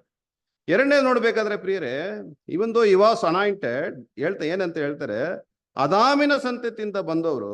ಎರಡನೇದು ನೋಡ್ಬೇಕಾದ್ರೆ, ಒಬ್ಬ ಅನಾಯಿಂಟೆಡ್ ಪವಿತ್ರ ಆತ್ಮದಲ್ಲಿ ಅಭಿಷೇಕಿಸಲ್ಪಟ್ಟಿರುವ ಒಬ್ಬ ರಾಜ ಖಂಡಿತ ಪಾಪ ಅಂತ ಮಾಡ್ಬೇಕಾದ್ರೆ ಖಂಡಿತ 100% ಮಾಡ್ಲಿಕ್ಕೆ ಅವಕಾಶ ಇಲ್ಲ. ಭಯ ಇರ್ತದೆ. ಇದ್ರ ಪ್ರಕಾರ ನಾನು ಪಾಪ ಮಾಡಿದ್ರೆ ಧರ್ಮಶಾಸ್ತ್ರ ಕೊಡುವಂತ ದಂಡನೆ ತುಂಬಾ ಕ್ರೂರ, ಆ ಒಂದು ಭಯ ಎಲ್ಲ ಇರುತ್ತದೆ. ಸೊ ಇದನ್ನೆಲ್ಲ ಲೆಕ್ಕಾಚಾರ ಮಾಡಿ ಸಹೋದರರು ಹೇಳ್ತಾರೆ, ಸರ್ಟನ್ ಪರ್ಸೆಂಟೇಜ್ ಅಂತ ಹೇಳ್ತಾರೆ. ಕೆಲವು ಮಟ್ಟು ಬೇಕೆಂದು ಮಾಡಿದ್ದಾರೆ, ಕೆಲವೊಂದು ಪರ್ಸೆಂಟೇಜ್ ತಿಳಿಯದೆ ಪಾಪ ಮಾಡಿದ್ದಾರೆ, ಕೆಲವೊಂದು ಪರ್ಸೆಂಟೇಜ್ ಅನುವಂಶಿಕ, ಅವರ ಒಂದು ವಂಶಾವಳಿ ಮುಖಾಂತರ ದಾವೀದನು ಪಾಪ ಮಾಡಿರ್ಬೋದು. ಸರ್ಟನ್ ಪರ್ಸೆಂಟೇಜ್ ಏನಂತ ನೋಡ್ಬೇಕಾದ್ರೆ ಬೇಕೆಂದು ಪಾಪ ಮಾಡಿರ್ಬೋದು, ಸರ್ಟನ್ ಪರ್ಸೆಂಟೇಜ್ ಮನಸ್ಸಿನ ಒಪ್ಪಿಗೆಯಿಂದ ಪಾಪ ಮಾಡಿದ್ದಾರೆ. ಆದರೆ ಸಂಪೂರ್ಣವಾಗಿ ಬೇಕೆಂದು ದಾವೀದನು ಪಾಪ ಮಾಡಲಿಲ್ಲ. ಸರ್ಟನ್ ಪರ್ಸೆಂಟೇಜ್ ಅನ್ನ ತಿಳಿಸ್ತಾರೆ. ಆದ್ರೆ ಅವ್ರು ಎಷ್ಟರ ಮಟ್ಟಿಗೆ ಇಷ್ಟಪಟ್ಟರು ಅದಕ್ಕೆ ಬೇಕಾದಂತ ಶಿಕ್ಷಣೆ ಅವ್ರಿಗೆ ಸಿಗುತ್ತೆ ಎಂಬುದನ್ನು ಕೂಡ ಅವರು ಬರೆದಿದ್ದಾರೆ. ಕರ್ತನಲ್ಲಿ ಪ್ರೀತಿಯುಳ್ಳ ಸಹೋದರ ಸಹೋದರಿಯರು, ಎರಡನೇ ಅಳತೆ ಏನಂತ ಹೇಳ್ತಾರೆ, ಧರ್ಮಶಾಸ್ತ್ರ ಮಾತ್ರ ದಾವೀದು ಎಷ್ಟರ ಮಟ್ಟಿಗೆ ಬೇಕೆಂದು ಪಾಪ ಮಾಡಿದ್ರು, ಎಷ್ಟರ ಮಟ್ಟಿಗೆ ಬಲಹೀನತೆಯಲ್ಲಿ ಪಾಪ ಮಾಡಿದ್ರು, ಎಷ್ಟರ ಮಟ್ಟಿಗೆ ಮನಸ್ಸಿನ ಒಪ್ಪಿಗೆಯಿಂದ ಪಾಪ ಮಾಡಿದ್ರು, ಎಷ್ಟರ ಮಟ್ಟಿಗೆ ಅನುವಂಶಿಕ ಮುಖಾಂತರ ಅವರ ಹೆರಿಡಿಟರಿ ಮುಖಾಂತರ ಪಾಪ ಮಾಡಿದ್ರು. ಇದನ್ನು ತೀರ್ಮಾನಿಸೋದು ಯಾರಂತ ನೋಡೋದಾದ್ರೆ ಧರ್ಮಶಾಸ್ತ್ರ ಮಾತ್ರವೇ. ಕಾರಣ ಅವರು ಆದಾಮಿನ ಸಂತತಿಯಿಂದ ಬಂದಿರುವಂತ ಬಲಹೀನತೆಯಲ್ಲಿ ಈ ಪರ್ಸೆಂಟೇಜ್ ಅನ್ನು ರಸೂಲ್ ಅವ್ರು ಕೊಟ್ಟು ಮಾಡ್ತಾರೆ. 100% ಅವ್ರು ಬೇಕಂದು ಪಾಪ ಮಾಡ್ಲಿಕ್ಕೆ ಅವಕಾಶ ಅವ್ರಿಗೆ ಇಲ್ಲ. ಈ ಒಂದು ಅಳತೆಯನ್ನು ಅಲ್ಲಿ ವಿವರಿಸಿ ನಮಗೆ ತಿಳಿಸಿದಿರುವುದನ್ನು ನಾವು ನೋಡ್ಬೋದು. ಹಾಗಾದ್ರೆ ಒಬ್ರು ಪಾಪ ಮಾಡಿದ್ರೆ ಯಾರು ಮಾತ್ರ ಜಡ್ಜ್ ಮಾಡ್ಲಿಕ್ಕೆ ಸಾಧ್ಯತೆ ಇದೆ ಅಂದ್ರೆ ಧರ್ಮಶಾಸ್ತ್ರ ಮಾತ್ರ, ದೇವರು ವಾಕ್ಯಗಳು ಮಾತ್ರ ಪ್ರಿಯರೇ. ಹಾಗಾದ್ರೆ ಈ ಒಂದು ವಿಷಯದಿಂದ ನಾವೇನ್ ತಿಳ್ಕೊಬಹುದು ಅಂದ್ರೆ ಯಾರನ್ನು ಎಂದಿಗೂ ಯಾವಾಗ್ಲೂ ಯಾವ ಕ್ಷಣದಲ್ಲೂ ನಾವೇನ್ ಮಾಡಕ್ಕಾಗಲ್ಲ ಅಂದ್ರೆ ನಾವು ನ್ಯಾಯ ತೀರ್ಪು ಮಾಡಕ್ಕೆ ಆಗೋದಿಲ್ಲ. ತುಂಬಾ ಕಷ್ಟ. ದಾವೀದನ ವಿಷಯದಲ್ಲಿ ನಾವೇನೇನೋ ಅನ್ಕೊಂಡಿರ್ಬೋದು. ದಾವೀದನ ವಿಷಯದಲ್ಲಿ ಸಹೋದರರು ಕೊಡುವಂತ ಈ ಒಂದು ಡೀಟೇಲ್ಸ್ ನೋಡ್ಬೇಕಾದ್ರೆ ತುಂಬಾ ಚೆನ್ನಾಗಿ ಬರೆದಿದ್ದಾರೆ. ಅವರಲ್ಲಿ ಇಷ್ಟ ಬಯಕೆ ಆಸೆ ಪಟ್ರು, ಬಟ್ ಅದರ ಅಳತೆ ಎಷ್ಟು ಪರ್ಸೆಂಟೇಜ್, ಅದಕ್ಕೆ ದೇವರು ದಂಡನೆ ಕೊಡ್ತಾರೆ. ಬಟ್ ಡೆಲಿಬರೇಟ್ ಆಗಿ, ವಿಲ್ಫುಲ್ ಆಗಿ, ಸಂಪೂರ್ಣವಾಗಿ ಖಂಡಿತ ದಾವೀದ ಪಾಪ ಮಾಡಲಿಲ್ಲ. ಎಷ್ಟು ಮಟ್ಟಿಗೆ ದುರಾಸೆ ಇತ್ತು, ಪಾಪ ಎಷ್ಟು ಮಟ್ಟಿಗೆ ಇತ್ತು, ಸ್ವಾರ್ಥತೆ ಎಷ್ಟು ಮಟ್ಟಿಗೆ ಇತ್ತು, ಎಷ್ಟರ ಮಟ್ಟಿಗೆ ಅವರು ಅಧೀನರಾಗಿ ಪಾಪ ಮಾಡಿದ್ರು. ದೇವ್ರು ಏನ್ ಮಾಡ್ತಾರೆ, ಅದಕ್ಕಾದಂತ ಒಂದು ಶಿಕ್ಷಣೆ ಕೊಡ್ತಾರೆ. ನೋಡಿ, ನನ್ನ ಹೃದಯಕ್ಕೆ ಹತ್ತಿರವಾದವನು ಅಂದ್ಬಿಟ್ಟು ದೇವರು ಒಂದು ಪ್ರವಾದನೆ ವಾಕ್ಯವಾಗಿ ಮುಂಚೆನೆ ತಿಳಿಸ್ಬಿಟ್ರು. ದೇವ್ರಿಗೆ ಗೊತ್ತಿತ್ತು. ಅಂದ್ರೆ ನಾವು ಈ ಒಂದು ಆತ್ಮಿಕವಾದ ಜೀವನದಲ್ಲಿ ಬಂದ ಮೇಲೆ ನಂತರ ಇಲ್ಲಿ ಎಡವಿ ಬೀಳ್ತೀವಿ, ಎಲ್ಲಿ ಪಾಪ ಮಾಡ್ತೀವಿ, ಎಲ್ಲಿ ಪಶ್ಚಾತ್ತಾಪ ಪಡ್ತೀವಿ, ಎಲ್ಲಿ ತಿರುಗ್ತೀವಿ, ತಿರ್ಗಾ ದೇವ್ರ ಬಳಿಗೆ ಬಂದು ನಾವು ಸೇರ್ತೀವಿ. ಇದನ್ನೆಲ್ಲ ಆದಿಯೂ ಅಂತ್ಯವೂ ದೇವ್ರಿಗೆ ಗೊತ್ತು. ಹಾಗಾದ್ರೆ ನಾನು ಈ ಒಂದು ಕರಿಬೇಕಲ್ಲಿ ಬಂದ ಮೇಲೆ ನನ್ನ ಬಗ್ಗೆ ದೇವರು ಅರಿತಿರುವುದು ನನಗೆ ಯಾವುದೇ ವಿಧವಾದ ಬಾಧೆಯನ್ನು ಉಂಟು ಮಾಡೋದಿಲ್ಲ ಪ್ರಿಯರೇ. ನಮ್ಮ ದೇವರು ಎಂತಹ ದೇವರಂತ ನಮ್ಗೆ ಗೊತ್ತು. ಎಂತಹ ಒಂದು ದೇವರಂತ ನಮ್ಗೆ ಗೊತ್ತು. ಈ ಒಂದು ವಿಷಯದಲ್ಲಿ ನಾವು ಧ್ಯಾನ ಮಾಡ್ಬೇಕಾದ್ರೆ ಖಂಡಿತ ಈ ಪಾಪದ ವಿಷಯದಲ್ಲಿ ಒಂದು ಅರಿವು ನಮ್ಗೆ ಸಿಗುತ್ತೆ. ನಾವ್ ಏನೇನು ಅನ್ಕೊಂಡಿರ್ಬೋದು, ಬಟ್ ಈ ಒಂದು ಲೈನ್ ಧ್ಯಾನ ಮಾಡ್ಬೇಕಾದ್ರೆ ಖಂಡಿತ ನಮಗೂ ಪ್ರಯೋಜನವಾಗಿರುತ್ತದೆ. ನಾವು ಪಾಠಕ್ಕೆ ಆದುಕೊಂಡಂತ ವಾಕ್ಯ 416:2 ವಾಕ್ಯ ಹೇಳ್ತದೆ, ಮನುಷ್ಯನ ನಡತೆಯೆಲ್ಲ ಸ್ವಂತ ದೃಷ್ಟಿಗೆ ಅವನ ಸ್ವಂತ ದೃಷ್ಟಿಗೆ ಶುದ್ಧ. ನಾವು ಏನೇ ಮಾಡಿದ್ರು ಕೂಡ ನಮ್ಮ ದೃಷ್ಟಿಗೆ ಹೇಗಿರ್ತದೆ ಅಂದ್ರೆ ಶುದ್ಧವಾಗಿರುತ್ತದೆ. ಆದರೆ ಯೆಹೋವನು ಅಂತರಂಗವನ್ನೇ ಪರೀಕ್ಷಿಸುವನು. ನೋಡಿ ಪ್ರಿಯರೇ, ಎಷ್ಟು ಚೆನ್ನಾಗಿ ಕೊಡಲ್ಪಟ್ಟಿದೆ. ಯೆಹೋವನು ಅಂತರಂಗವನ್ನೇ ಪರೀಕ್ಷಿಸುವನು.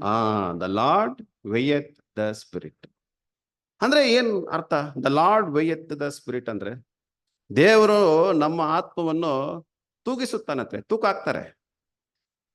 ಯಾರನ್ನ ತೂಕ ಹಾಕ್ತಾರೆ ಅಂದ್ರೆ ಯಾರು ತಮ್ಮ ಜೀವನವನ್ನು ಪವಿತ್ರ ಪಡಿಸ್ಕೊಂಡಿದಾರೋ, ಸಮರ್ಪಣೆ ಮಾಡಿದಾರೋ, ಪ್ರತಿಜ್ಞೆ ಪಡಿಸಿಕೊಂಡಿದಾರೋ ಅಂತ ಅವ್ರಗಳ ಆತ್ಮವನ್ನು ತೂಗಾಕ್ತಾರಂತೆ. ಸೊ ಎರಡನೇ ಒಂದು ಪಾಯಿಂಟ್ ನೋಡ್ಬೇಕಾದ್ರೆ ಕರ್ತನಲ್ಲಿ ಪ್ರೀತಿಯುಳ್ಳ ಸಹೋದರ ಸಹೋದರಿಯರೇ, ದಾವೀದನ ವಿಷಯದಲ್ಲಿ ರೀಪ್ರಿಸ್ ನಂಬರ್ 3260 ಹೇಳ್ತಾರೆ, ಪಾಪ ಮಾಡಿದ್ರ ಮೇಲೆ ಅವ್ರು ಎಷ್ಟು ಮಟ್ಟಿಗೆ ಪಾಪ ಮಾಡಿದ್ರೆ ಅದಕ್ಕೆ ದಂಡನೆ ಕೊಡ್ತಾರೆ. ಆ ಒಂದು ದಂಡನೆ ವಿಷಯಕ್ಕೆ ನಾವು ಬರುವಾಗ ಪಾಪಕ್ಕಾದಂತ ಕ್ಷಮಾಪಣೆ ಒಂದು, ಎರಡನೇ ನಾವು ತಿಳ್ಕೊಬೇಕಂತ ವಿಷಯ ಏನಂದ್ರೆ ದಂಡನೆಗಾದಂತ ಕ್ಷಮಾಪಣೆ. ಅನೇಕ ಸಂದರ್ಭಗಳಲ್ಲಿ ನಾವು ಪಾಪ ಮಾಡ್ಬಿಟ್ಟು ಕ್ಷಮಾಪಣೆ ಕೇಳ್ತೀವಿ, ಆದ್ರೆ ತಿರ್ಗಾ ನಾವು ಆ ಪಾಪ ಮಾಡ್ತೀವಿ. ಸೊ ಆಗಿರೋದ್ರಿಂದ ಈ ಪಾಪದ ವಿಷಯದಲ್ಲಿ ಪಾಪ ಮಾಡಿದ್ರ ಮೇಲೆ ದೇವ್ರ ಹತ್ರ ಕ್ಷಮಾಪಣೆ ಕೇಳುವಾಗ ದೇವರು ಕ್ಷಮಾಪಣೆ ಕೊಡ್ತಾರೆ. ನಂತರ ನಾವು ಎಷ್ಟರ ಮಟ್ಟಿಗೆ ಪರ್ಸೆಂಟೇಜ್ ವಿಲ್ಫುಲ್ ಆಗಿ, ಡೆಲಿಬರೇಟ್ ಆಗಿ ಎಷ್ಟು ಪರ್ಸೆಂಟೇಜ್ ನಾವು ಪಾಪ ಮಾಡಿದ್ದೀವೋ ಅದಕ್ಕಾದಂತ ಶಿಕ್ಷಣೆ ಖಂಡಿತ ದೇವ್ರು ನಮ್ಗೆ ಕೊಡ್ತಾರೆ. ಆಗಿರೋದ್ರಿಂದ ಎರಡಕ್ಕಿರುವಂತ ವ್ಯತ್ಯಾಸವನ್ನು ನಾವು ಚೂಪಾಗಿ ತಿಳ್ಕೋಬೇಕು. ಇಲ್ಲದಿದ್ರೆ ಪಾಪದ ಒಂದು ಅರಿವು ನಮ್ಮಲ್ಲಿ, ಪಾಪ ಮಾಡ್ಬಿಟ್ರೆ ಅಲ್ಲಿಗೆ ನಾವು ನಿಂತಿರ್ತೀವಿ ಹೊರತು ಅದಾದ ನಂತರ ನಾವು ಪ್ರಯಾಣ ಮಾಡಲ್ಲ. ಒಂದು ವೇಳೆ ಪಾಪಗಾದಂತ ಕ್ಷಮಾಪಣೆ ಸಿಗ್ಬಿಡ್ತು, ಆ ಪಾಪಗಾದಂತ ದಂಡನೆ ದೇವರು ಕೊಡುವಾಗ ಆ ದಂಡನೆಯನ್ನು ನಾವು ತಡ್ಕೊಳಕ್ಕೆ ಸಾಧ್ಯತೆ ಇದೆಯಾ, ಶಕ್ತಿ ಇದೆಯಾ ನಮಗೆ ಅಂತ ನೋಡ್ಬೇಕಾದ್ರೆ ತಡ್ಕೊಳಕ್ ಆಗಲ್ಲ. ದೇವರು ಕೊಡುವಂತ ಶಿಕ್ಷಣೆಯನ್ನು ನಾವು ತಾಳ್ಕೊಳಕ್ ಆಗತ್ತಾ? ಹಾಗಾದ್ರೆ ಪಾಪ ಮಾಡಿದ ಮೇಲೆ ಅದಕ್ಕಾದಂತ ಕ್ಷಮಾಪಣೆ, ನಾವು ಪಾಪ ಮಾಡಿದ ತಕ್ಷಣ ಅದಕ್ಕಾದಂತ ದಂಡನೆಯನ್ನು ಸಿಗುವಾಗ ಆ ದಂಡನೆಯಿಂದ ತಪ್ಪಿಸಿಕೊಳ್ಳುವುದಕ್ಕೆ, ಆ ದಂಡನೆ ತಡ್ಕೊಳ್ಳೋಕೆ, ದಂಡನೆಯಿಂದ ಪಾರು ಮಾಡುವುದಕ್ಕೆ ದೇವರ ಹತ್ರ ನಾವು ಕ್ಷಮಾಪಣೆ ಕೇಳಬೇಕಂತೆ. ಯಾಕಂದ್ರೆ ಪ್ರಿಯರೇ, ಒಂದು ವೇಳೆ ನಾವು ಪಾಪ ಮಾಡಿ ದೇವರು ಒಂದು ವೇಳೆ ಕ್ಷಮಾಪಣೆ ಕೊಟ್ಬಿಟ್ರೆ ನಾವು ನೀತಿವಂತರಾಗ್ಬಿಡ್ತೀವಿ. ಹಂಗಂದ್ರೆ ನಾವು ತಿರ್ಗಾ ಪಾಪ ಮಾಡಲ್ವಾ? ಖಂಡಿತ ಮಾಡೇ ಮಾಡ್ತೀವಿ. ಇದು ದೇವ್ರಿಗೆ ಗೊತ್ತಿತ್ತು. ಅದಕ್ಕೆ ನೋಡಿ, ನಾತಾನನ್ನು ಕಳಿಸುವಾಗ ದಾವೀದನ ಹತ್ರ ಬಂದು ಮಾತನಾಡ್ತಾರೆ. ಫಸ್ಟ್ ದೇವರು ಪ್ರವಾದಿಯಾದಂತ ನಾತಾನ ಮುಖಾಂತರ ಮಾತನಾಡುವಾಗ ನಾತಾನ ಏನ್ ಹೇಳ್ತಾರೆ ದಾವೀದನಿಗೆ? ಅವರ ಒಂದು ಪ್ರಾರಂಭದ ವಿಷಯವನ್ನು ತಗೊಂಡು ಬಂದು ಮಾತನಾಡ್ತಾರೆ. ನೀನು ಎಲ್ಲಿದ್ದೆ? ಒಂದು ಕುರುಬನಾಗಿ ಕೆಲಸ ಮಾಡ್ತಾ ಇದ್ದೆ, ನಾನು ನಿನ್ನನ್ನು ಆದುಕೊಂಡೆ, ನಿನ್ನನ್ನು ಯಾವ ರೀತಿ ನಾನು ಕಾಪಾಡಿದೆ, ಎಲ್ಲವನ್ನು ನೆನಪಿಗೆ ತಗೊಂಡ್ ಬರ್ತಾರೆ. ಎಲ್ಲವನ್ನು ನೆನಪಿಗೆ ತಗೊಂಡ್ ಬರ್ತಾರೆ. ಸಿಂಹ, ಕರಡಿ, ಗೊಲಿಯಾತು, ಸೌಲು ಕಡೆಗಿಂದ ನಾನು ನಿನ್ನನ್ನು ಕಾಪಾಡಿದ್ದೀನಿ. ಆತನ ಈಟಿಯನ್ನು ಎಸೆಯುವಾಗ ಅಲ್ಲಿಂದ ನಿನ್ನನ್ನು ಪಾರು ಮಾಡಿದ್ದೀನಿ. ರಾಜ್ಯಭಾರಕ್ಕೆ ಬಂದು ನೋಡಿ, 30 ವರ್ಷ ಅನುಭವ ಆದ ಮೇಲೆ ಕೂಡ ಒಬ್ಬ ಪವಿತ್ರ ಆತ್ಮದ ಮುಖಾಂತರ ಅಭಿಷೇಕಿಸಲ್ಪಟ್ಟಿರುವ ರಾಜ ಪಾಪ ಮಾಡುವಾಗ ಹಳೆಯದನ್ನು, ಅದಕ್ಕೆ ವಾಕ್ಯ ಹೇಳ್ತದೆ, ಆದಿಯಲ್ಲಿ ನೀವು ಪಡ್ಕೊಂಡಿದ್ದ ಪ್ರೀತಿಯನ್ನು ಮಾತ್ರ ನೆನ್ಪಡ್ಬಿಡಿ, ಬಿಟ್ಟು ಬಿಡಬೇಡ್ರಿ. ಪ್ರಾರಂಭಕ್ಕೆ ಹೋಗ್ಬೇಕು. ಫಸ್ಟ್ ನಾವು ಎಲ್ಲಿಂದ ಬಂದ್ವಿ. ಕೆಲವೊಂದು ವರ್ಷ ಆದ ನಂತರ ಈ ಒಂದು ಕಾನ್ಸಂಟ್ರೇಷನ್ ಲೈಫಲ್ಲಿ ಆದ ನಂತರ ಎಲ್ಲವೂ ಸುಲಭವಾಗ್ಬಿಡುತ್ತೆ ಪ್ರಿಯರೇ. ನಮ್ಮ ಒಂದು ಜೀವನದಲ್ಲಿ ಸುಲಭವಾಗ್ಬಿಡುತ್ತೆ. ಪಾಪಕ್ಕಾದಂತ ದಂಡನೆಯನ್ನು ದಾವೀದನಿಗೆ ಕೊಡುವಾಗ ಕ್ಷಮಾಪಣೆ ಕೊಟ್ಟರು ದೇವರು. ಬಟ್ ದಂಡನೆಯನ್ನು ಕೊಡುವಾಗ ಇಡೀ ಇಸ್ರಾಯೇಲ್ ಜನರು ದಾವೀದನಿಗೆ ವಿರೋಧವಾಗಿ ಅವರ ಮಗನಾಂತ ಅಬ್ಸಲೋಮ್ ಕಡೆಗೆ ಹೋಗ್ಬಿಟ್ರು. ಜಸ್ಟ್ ಇಮ್ಯಾಜಿನ್ ಮಾಡಿ ಆ ಒಂದು ಪರಿಸ್ಥಿತಿ ಹೇಗಿರುತ್ತದೆ. ಅವರಿಗೆ ಸಿಕ್ಕಿರುವಂತ ದಂಡನೆ, ರಾಜ ಎಲ್ಲಿಗೆ ಓಡೋಗ್ಬಿಟ್ರು? ಕಾಡಿಗೆ ಹೋಗ್ಬಿಟ್ರು, ಅರಣ್ಮನೆಯನ್ನು ಬಿಟ್ಬಿಟ್ರು. ರಾಜನ ಜೊತೆಗೆ ಇದ್ದಂತ ಚೀಫ್ ಅಡ್ವೈಸರ್ ಅಗಿದೋಪೆಲ್ ಅಬ್ಸಲೋಮ್ಗೆ ಚೀಫ್ ಅಡ್ವೈಸರ್ ಹಾಕ್ಬಿಟ್ರು. ಕಾರಣ ಬತ್ಷೆಬಳ ತಾತಾನೇ ಈ ಅಗಿದೋಪೆಲ್. ಅವರ ಒಂದು ಪರಿಸ್ಥಿತಿ ಹೇಗಾಗ್ಬಿಡ್ತು ಜಸ್ಟ್ ಇಮ್ಯಾಜಿನ್ ಮಾಡಿ.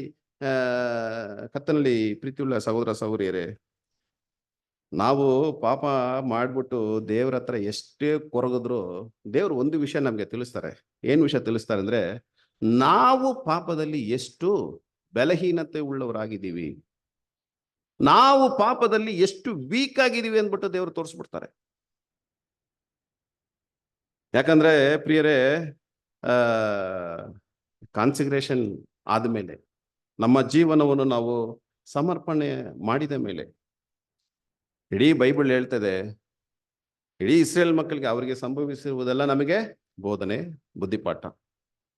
ಧರ್ಮೋಪದೇಶ ಕಾಂಡ 30:19 ವಾಕ್ಯದಲ್ಲಿ ಬಹಳ ಚೆನ್ನಾಗಿ ಕೊಡಲ್ಪಟ್ಟಿದೆ. 4 ವಿಷಯ ನಮ್ಮ ಮುಂದೆ ಇಡ್ತಾರೆ. 4 ವಿಷಯ ನಮ್ಮ ಮುಂದೆ ಇಟ್ಟು ಏನ್ ಹೇಳ್ತಾರೆ ಓದನ. ಧರ್ಮೋಪದೇಶ ಕಾಂಡ 30ನೇ ಅಧ್ಯಾಯ 19ನೇ ವಚನ. ನಾನು ಜೀವ ಮರಣಗಳನ್ನು, ಆಶೀರ್ವಾದ ಶಾಪಗಳನ್ನು ಈಗ ನಿಮ್ಮ ಮುಂದೆ ಇಟ್ಟಿದ್ದೇನೆ. ನೋಡಿದ್ರ, ನಾನು ಜೀವ ಮರಣ ಆಶೀರ್ವಾದ ಶಾಪ. ಈಗ ಆಯ್ಕೆ ಮಾಡುವುದು ನಮ್ಮ ಕೈಲಿದೆ. ನಾವು ಯಾವುದನ್ನು ಆಯ್ಕೆ ಮಾಡ್ತೀವಿ. ಅದಕ್ಕೆ ಸ್ವಾಮಿ ಇಸ್ರೇಲ್ ಜನಗಳಿಗೆ ಮಾತನಾಡುವಾಗ ಏನಂತ ಹೇಳ್ತಾರೆ? ಅದೇ ಧರ್ಮೋಪದೇಶ ಕಾಂಡ 13:3 ನಿಮ್ಮ ತಂದೆಯಾದ ಯೆಹೋವ ದೇವರನ್ನು ಸಂಪೂರ್ಣ ಹೃದಯದಿಂದ, ಸಂಪೂರ್ಣ ಬಲದಿಂದ ನೀವೇನ್ ಮಾಡ್ಬೇಕು? ಪ್ರೀತಿಸಬೇಕು. ಕರ್ತನಲ್ಲಿ ಪ್ರೀತಿಯುಳ್ಳ ಸಹೋದರ ಸಹೋದರಿಯರೇ, 40 ವರ್ಷ ಇಡೀ ಇಸ್ರೇಲ್ ಜನಗಳಿಗೆ ಅರಣ್ಯ ದೇಶದಲ್ಲಿ ದೇವರನ್ನು ಸಂಪೂರ್ಣವಾಗಿ ಅವರು ಪ್ರೀತಿಸುತ್ತಾರಾ ಇಲ್ವಾ ಎಂಬುದನ್ನು ಪರೀಕ್ಷಿಸುವುದಕ್ಕಾಗಿ ದೇವರು ಏನ್ ಮಾಡಿದ್ರು? 40 ವರ್ಷ ಅವನ ಅರಣ್ಯದಲ್ಲಿ ನಡೆಸ್ಕೊಂಡು ಹೋದ್ರು. ಈಗ ನಮ್ಮ ಒಂದು ಕಾನ್ಸಂಟ್ರೇಷನ್ ಲೈಫಲ್ಲಿ ನಮ್ಮ ಬಗ್ಗೆ ನಾವು ಆಲೋಚನೆ ಮಾಡುವಾಗ, ಕರ್ತನಲ್ಲಿ ಪ್ರೀತಿಯುಳ್ಳ ಸಹೋದರ ಸಹೋದರಿಯರೇ, ಅವರಿಗೆ ದೇವರು ಹೇಗೆ ಕೊಟ್ಟರು ವಾಕ್ಯ? ಸಂಪೂರ್ಣ ಹೃದಯದಿಂದ, ಬಲದಿಂದ, ಶಕ್ತಿಯಿಂದ. ನಾವು ದೇವರನ್ನು ಆ ರೀತಿ ನಾವು ಪ್ರೀತಿಸುತ್ತಿದ್ದೀವ? ಒಂದು ವೇಳೆ ಅರ್ಧ ಮನಸ್ಸಿನಿಂದ ವಿಧೇಯತೆ, ಅರ್ಧ ಮನಸ್ಸಿನಿಂದ ಸಮರ್ಪಣೆ, ಖಂಡಿತವಾಗ್ಲೂ ನಾವು ದೇವರನ್ನು ಗೌರವಿಸುವುದಕ್ಕಾಗೋದಿಲ್ಲ. ಆತನು ಸಂತೋಷ ಪಡಲ್ಲ. ಕರ್ತನಲ್ಲಿ ಪ್ರೀತಿಯುಳ್ಳ ಸಹೋದರ ಸಹೋದರಿಯರೇ, ಇವಾಗ ಅನೇಕ ಸಂದರ್ಭಗಳಲ್ಲಿ ನೀವು ಪಾಪದಲ್ಲಿ ಎಡವಿ ಬೀಳ್ತೀವಿ. ಬಟ್ ದೇವರು ಹೇಗೆ ನೋಡ್ತಾರೆ? ನಮ್ಮನ್ನು ದೇವರು ಹೇಗೆ ನಿರ್ವಹಿಸುತ್ತಾರೆ. ಹಲವಾರು ಸಂದರ್ಭಗಳಲ್ಲಿ ಕ್ಷಣ ಮಾತ್ರದಲ್ಲಿ ನಾವು ಪಾಪ ಮಾಡುವಾಗ ನಾವು ದೇವರನ್ನು ಅವಮಾನ ಪಡಿಸ್ತೀವಿ. ಪ್ರವಾದಿಯಾದಂತ ನಾತಾನು ದಾವೀದನ ಹತ್ರ ಬಂದು ಮಾತನಾಡುವಾಗ ಇದನ್ನೇ ಹೇಳ್ತಾರೆ, ನೀನು ದೇವರನ್ನು ಅವಮಾನ ಪಡಿಸ್ಬಿಟ್ಟೆ. ಹಾಗಾದ್ರೆ ಪಾಪ ಮತ್ತೆ ಪಾಪಕ್ಕಾದಂತ ಕ್ಷಮಾಪಣೆ, ದಂಡನೆಗಾದಂತ ಕ್ಷಮಾಪಣೆಯನ್ನು ಎರಡು ನಾವು ಒಟ್ಟಾಗಿ ನೋಡುವುದಕ್ಕೆ ಪಳಗಬೇಕು. ಎರಡನ್ನು ಒಟ್ಟಾಗಿ ತಿಳ್ಕೊಂಡು ಸಂಬಂಧಪಡಿಸಿ ನೋಡುವುದಕ್ಕೆ ಪಳಗಬೇಕು. ಎರಡನ್ನು ನಾವು ಅದನ್ನ ಸಂಪರ್ಕಿಸಿ ನೋಡುವುದಕ್ಕೆ ಪಳಗಬೇಕು. ಇಲ್ಲದಿದ್ರೆ ಪಾಪದ ಅರಿವು ಇರಬಹುದು, ಬಟ್ ಅದನ್ನ ಸ್ಪಷ್ಟವಾದ ಒಂದು ತಿಳುವಳಿಕೆ ನಮ್ಮಲ್ಲಿ ಇಲ್ಲದೆ ಹೋಗಬಹುದು ಪ್ರಿಯರೇ.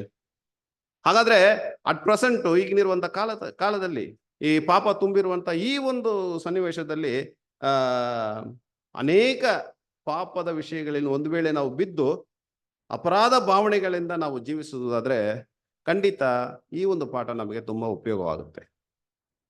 ಯಾಕಂದ್ರೆ ಪ್ರಿಯರೇ, ನಮ್ಮ ಕಾನ್ಸಂಟ್ರೇಷನ್ ಬಗ್ಗೆ ನೋಡ್ಬೇಕಾದ್ರೆ ಸ್ವಾಮಿ ಹೇಳಿದ್ದಾರೆ, ನಿಮ್ಮ ರಕ್ಷಣೆ ನಮ್ಮ ಕೈಲಿದೆ. ಹಾಗಾದ್ರೆ ನಾವು ಮಾಡುವಂತ ಪಾಪ ಅದರಲ್ಲಿ ಕೆಲವೊಂದು ಪರ್ಸೆಂಟೇಜ್ ತಿಳಿಯದೆ ನಾವು ಪಾಪ ಮಾಡಿರ್ಬೋದು, ಕೆಲವೊಂದು ಪರ್ಸೆಂಟೇಜು ಇಷ್ಟಪಟ್ಟು ಪಾಪ ಮಾಡಿರ್ಬೋದು, ಕೆಲವೊಂದು ಪರ್ಸೆಂಟೇಜು ಬಲಹೀನತೆಯಲ್ಲಿ ನಾವು ಪಾಪ ಮಾಡಿರ್ಬೋದು, ಕೆಲವೊಂದು ಪರ್ಸೆಂಟೇಜು ಮನಸ್ಸಿನ ಒಪ್ಪಿಗೆಯಿಂದ ನಾವು ಪಾಪ ಮಾಡಿರ್ಬೋದು, ಕೆಲವೊಂದು ಪರ್ಸೆಂಟೇಜ್ ಆಕಾಂಕ್ಷಿಕವಾಗಿ ಬೈ ಆಕ್ಸಿಡೆಂಟ್ ಆಗಿ ನಾವು ಪಾಪ ಮಾಡಿರ್ಬೋದು. ಸೊ ನಮ್ಮ ಪಾಪ ಯಾವ ರೀತಿ ಪರಿವರ್ತನೆ ಆಗುತ್ತೆ ಅಂದ್ರೆ ಸೇಮ್ ದಾವೀದು ಮಾಡಿದಂತ ಪಾಪ ತರ. ಅದಕ್ಕೆ ಬ್ರದರ್ ಹೆಸರು ಹೇಳ್ತಾರೆ, ಇದು ಮಿಶ್ರಣ ಹೊಂದಿದ ಪಾಪ, ಇಟ್ ಈಸ್ ಅ ಮಿಕ್ಸೆಡ್ ಸಿನ್ ಅಂತ ಹೇಳ್ತಾರೆ. ಸಂಪೂರ್ಣವಾಗಿ ಡೆಲಿಬರೇಟ್ ಆಗಿ ಯಾರು ಪಾಪ ಮಾಡಲ್ಲ, ಭಯ ಇರುತ್ತದೆ. ನಮ್ಮ ಒಂದು ನ್ಯಾಯ ತೀರ್ಪು ಇಮಿಡಿಯೇಟ್ ಯಾರಿಗೂ ಕೊಟ್ಟು ಬಿಡ ಪಾರದು. ರೀಪ್ರಿನ್ಸ್ ಅಲ್ಲಿ ಬಹಳ ಚೆನ್ನಾಗಿ ಬರೀತಾರೆ. ರೀಪ್ರಿನ್ಸ್ ನಂಬರ್ 2017 5th ಪ್ಯಾರಾಗ್ರಾಫ್ ಅಲ್ಲಿ ಬರೆಯುವಾಗ ಹೇಳ್ತಾರೆ, ಕಾನ್ಸಿಗ್ರೇಟೆಡ್ ಮಾಡಿರುವಂತ ಪ್ರತಿಯೊಂದು ಸಹೋದರ ಸಹೋದರಿಯರಿಗೂ ಪಾಪದ ವಿಷಯದಲ್ಲಿ ತುಂಬಾ ಭಯ ಇರ್ತದೆ.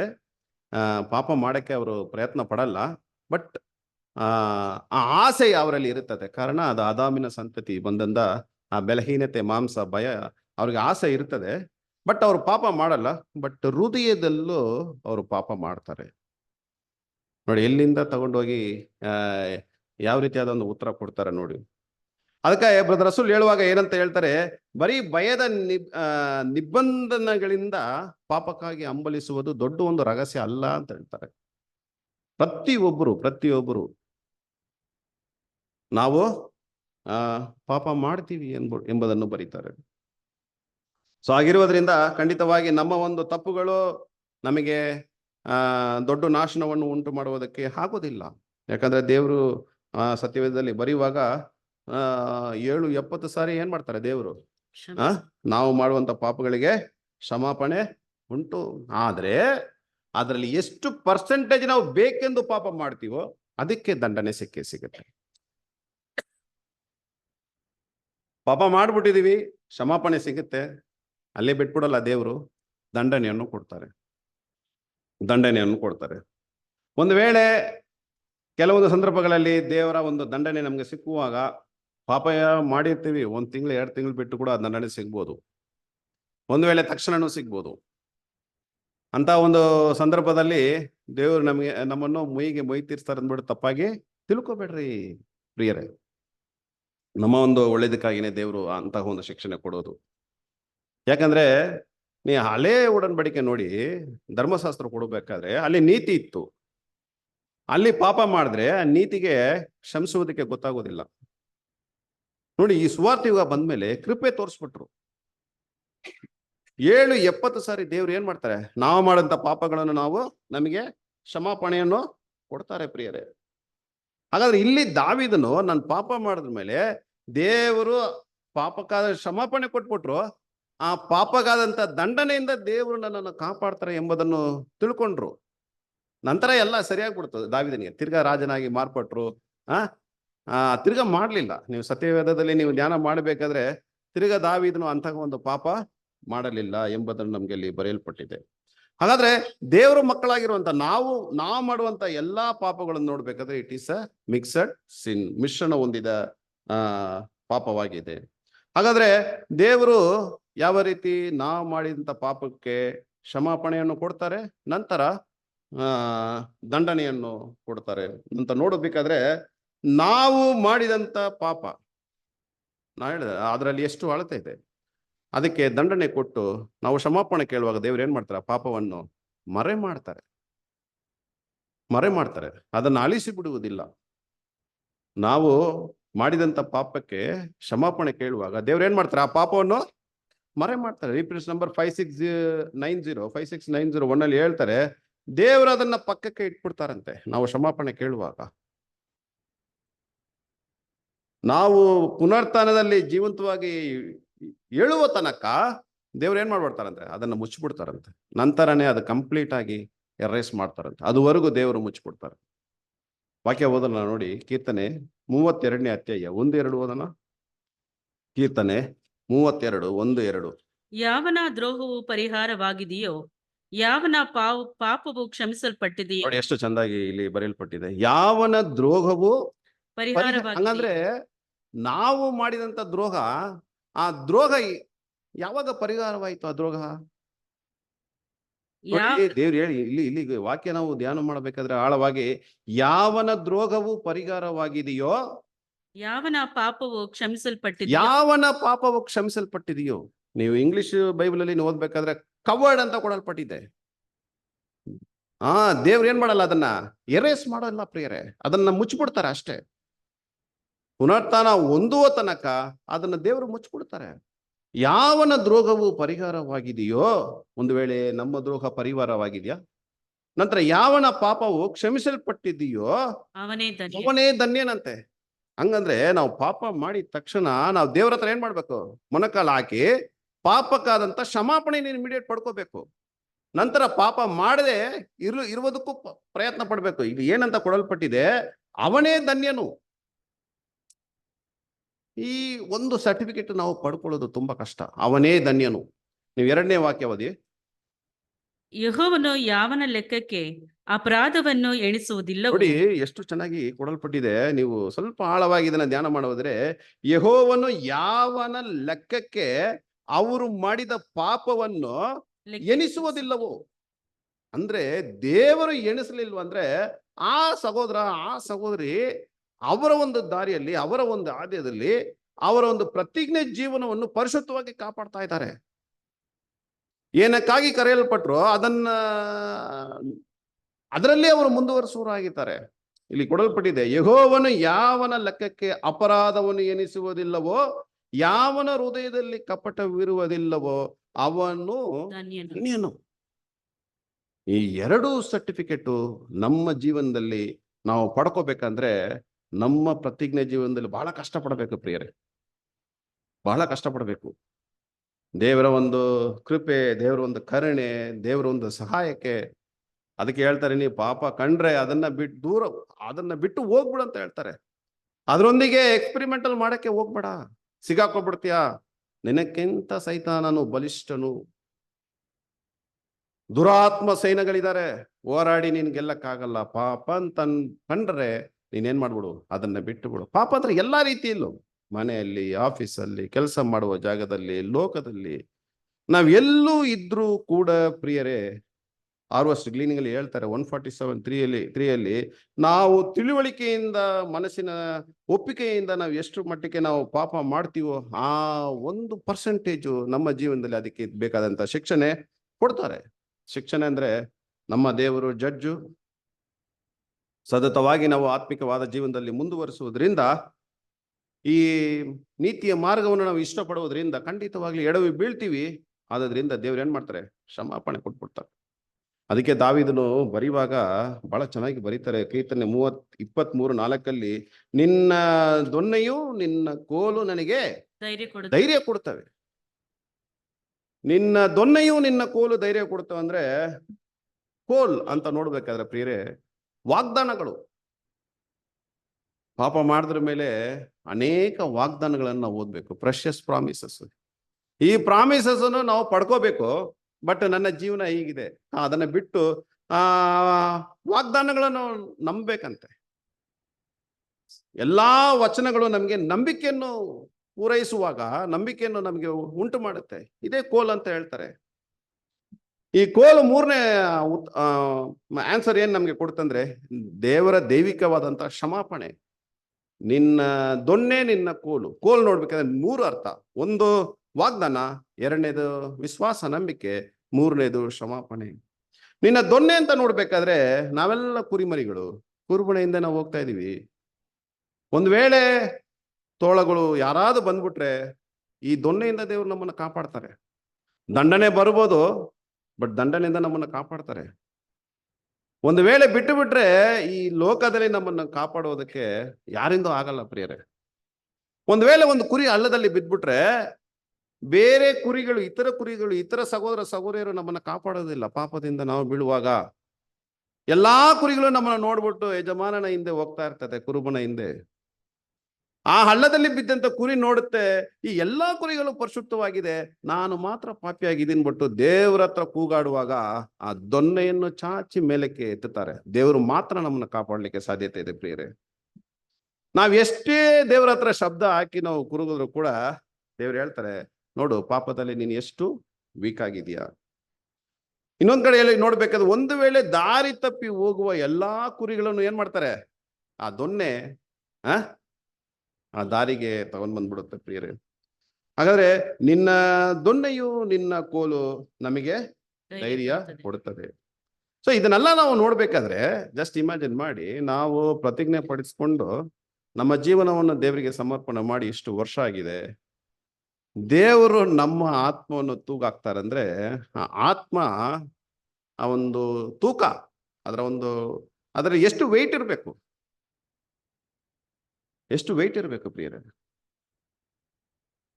ಬಟ್ ನಮ್ಮ ಜೀವನ ಅದನ್ನ ಬಿಟ್ಟು ಅದಕ್ಕೆ ಬದಲಾಗಿ ಈಗ ಲೋಕದ ಪಾಲಿಗೆ ನಾವು ಬದುಕುವುದಾದ್ರೆ ಬಹಳ ಕಷ್ಟ. ಒಂದು ವೇಳೆ ನಾವು ಮಾಡಿದಂತ ಪಾಪವನ್ನು ದೇವರು ಲೆಕ್ಕಿಸುವುದಾದ್ರೆ ಅದು ಲೆಕ್ಕಕ್ಕಿಂತ ಅದರ ಸಂಖ್ಯೆ ಹೆಚ್ಚಾಗಿದ್ಬಿಟ್ಟಿದ್ರೆ ಜಸ್ಟ್ ಇಮ್ಯಾಜಿನ್ ಮಾಡಿ, ಟಿಲ್ ಡೇಟು ಆತನ ನಮ್ಮ ಮೇಲೆ ಇಟ್ಟಿರುವಂತ ಪ್ರೀತಿಯನ್ನು ನಾವು ಅಳತೆ ಮಾಡಕ್ಕಾಗಲ್ಲ. ಪ್ರತಿದಿನ ನಾವು ಪಾಪದಲ್ಲಿ ಬಾಳ್ತಾ ಇದೀವಿ ಪ್ರಿಯರೇ. ಹಾಗಾದ್ರೆ ನಾವು ಹೊಂದಿಕೊಂಡ ಪವಿತ್ರಾತ್ಮದ ಮುಖಾಂತರ ನಾವು ರಕ್ಷಿಸಲ್ಪಟ್ಟಿದ್ದೀವಿ. ಅದನ್ನ ದೇವರು ತೂಕ ಹಾಕುವಾಗ, ಪ್ರತಿಯೊಬ್ಬರನ್ನು ದೇವರು ತೂಕ ಆಗುವಾಗ ಆಕಾಶದ ನಕ್ಷತ್ರಗಳನ್ನು ಹೆಸರಿಟ್ಟು ಕರೀತಾರೆ. ಈ ಒಂದು ಕರುವಿಕೆಯಲ್ಲಿ ಬಂದಿರುವವರು ಅವರು ಏನಕ್ಕಾಗಿ ಕರೆಯಲ್ಪಟ್ರು, ಕರೆದಿದ್ದನ್ನು ಆದುಕೊಂಡದನ್ನು ಒಂದು ವೇಳೆ ನಾವು ದೃಢಪಡಿಸ್ಕೊಂಡಿಲ್ಲ ಅಂದ್ರೆ, ದೇವರು ತೂಕ ಹಾಕುವಾಗ ಅದರಲ್ಲಿ ವೆಯ್ಟ್ ಇಲ್ಲ ಅಂದ್ರೆ ಬಹಳ ಕಷ್ಟ, ತುಂಬಾ ಕಷ್ಟ. ಅಪೊಸ್ತಲನಾದ ಪೌಲರು ಒಂದ್ ಕಡೆ ಬರೀತಾರೆ ನೋಡಿ, ಗಲಾತ್ಯ 3ನೇ ಅಧ್ಯಾಯ 3ನೇ ವಚನ, ಗಲೇಷಿಯನ್ಸ್ 3:3.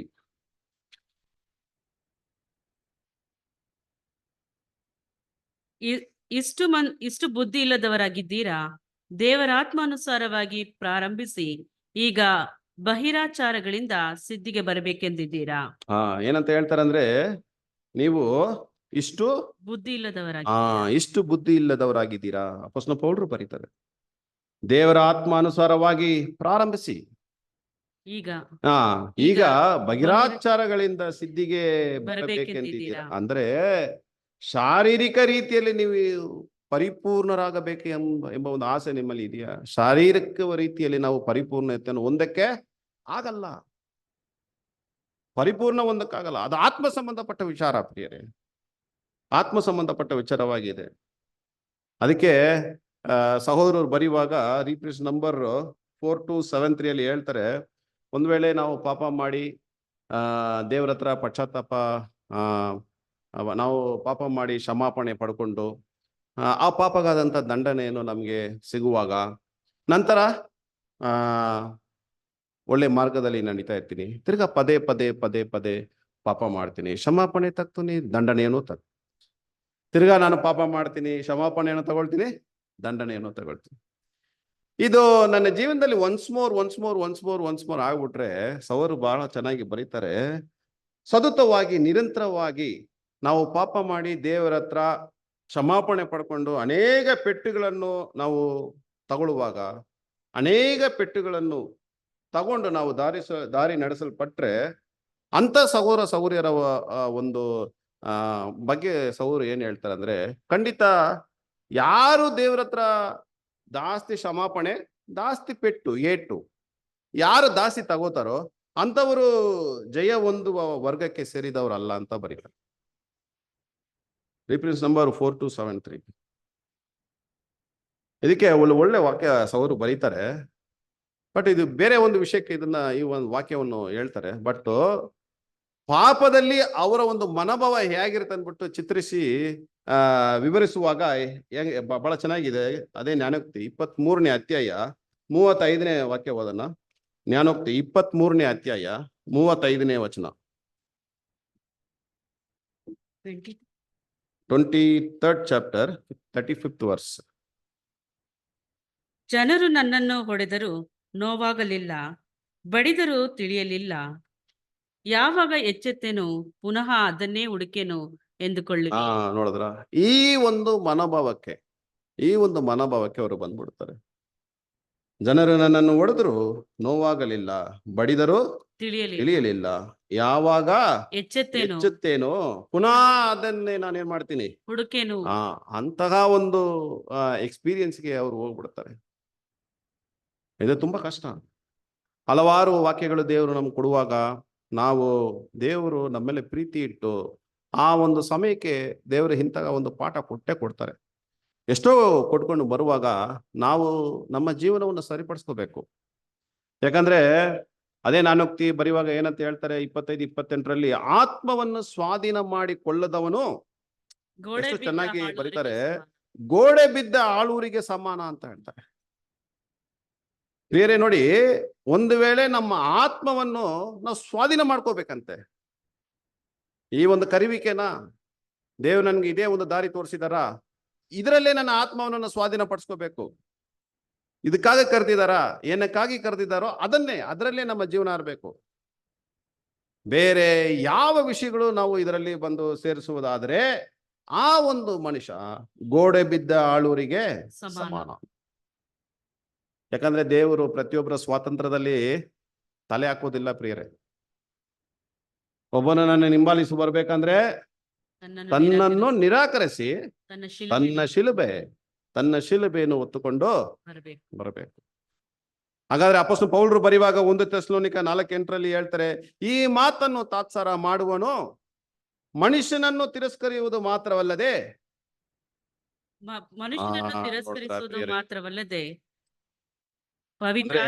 ಪವಿತ್ರಾತ್ಮ ವರವನ್ನು ದಯಪಾಲಿಸಿರುವ ದೇವರನ್ನೇ ತಿರಸ್ಕರಿಸುತ್ತಾರೆ. ಹಲವಾರು ದೂತರುಗಳು, ಹಲವಾರು ಮನುಷ್ಯರುಗಳನ್ನ ಇಟ್ಟು ಸಹೋದರ ಮುಖಾಂತರ ದೇವರು ಕೊಡುವಾಗ ಅವರನ್ನೂ ತಿರಸ್ಕಾರ ಮಾಡ್ತಾರೆ. ಅವರ ಬುದ್ಧಿಪಾಠಗಳನ್ನು ತಿರಸ್ಕಾರ ಮಾಡೋರಾಗಿರ್ತೀವಿ. ಅವರು ಕೊಡುವಂತ ಸಲಹೆಗಳು, ಅಡ್ವೈಸ್ಗಳನ್ನು ನಾವು ತಿರಸ್ಕಾರ ಮಾಡ್ತೀವಿ. ಅದು ಮಾತ್ರವಲ್ಲದೆ ಪವಿತ್ರಾತ್ಮವನ್ನು ನಮಗೆ ದಯಪಾಲಿಸಿದ ದೇವರನ್ನೇ ನಾವು ಏನ್ ಮಾಡ್ತೀವಿ ಪ್ರಿಯರೇ? ಎಲ್ಲಾ ವಿಷಯಗಳಿಂದ ನಾವು ಬಹಳ ಎಚ್ಚರಿಕೆಯಿಂದ ಇರಬೇಕು. ಹಾಗಾದ್ರೆ ಇಲ್ಲಿ 2 ಪ್ರಶ್ನೆ. ನಮ್ಮಲ್ಲಿ ಎಸ್ಪೆಷಲಿ ನಮ್ಮಲ್ಲಿ ಯಾರು ಶೋಧನೆಯಲ್ಲಿ ಅಧಿಕವಾಗಿ ಸಿಕ್ಕಿ ಬೀಳುವುದಕ್ಕೆ ಅವಕಾಶ ಇದೆ? ಹಂಗಂದ್ರೆ ಯಾರು ಪಾಪದಲ್ಲಿ ಅಧಿಕವಾಗಿ ಸಿಕ್ಕಿ ಬೀಳುವುದಕ್ಕೆ ಅವಕಾಶ? ಶೋಧನೆ ಅಂದ್ರೆ ಆ ಶೋಧನೆಯಲ್ಲಿ ಬಿದ್ದುಬಿಟ್ರೆ ಅದು ಅಷ್ಟೇ, ಅದು ಪಾಪ ಯಾವ ರೀತಿಯಾಗಿ ಇರ್ಬೋದು ಅದರಲ್ಲಿ ಬಿದ್ದ್ಬಿಡ್ತಾರೆ. ಬಟ್ ರೀಸನ್, ಕಾರಣ, ಯಾರು ಬೀಳಕ್ಕೆ ಅವಕಾಶ, ಹೆಚ್ಚಾದ ಅವಕಾಶ ಅಂತ ನೋಡ್ಬೇಕಾದ್ರೆ 2 ವಿಷಯ ಹೇಳ್ತಾರೆ.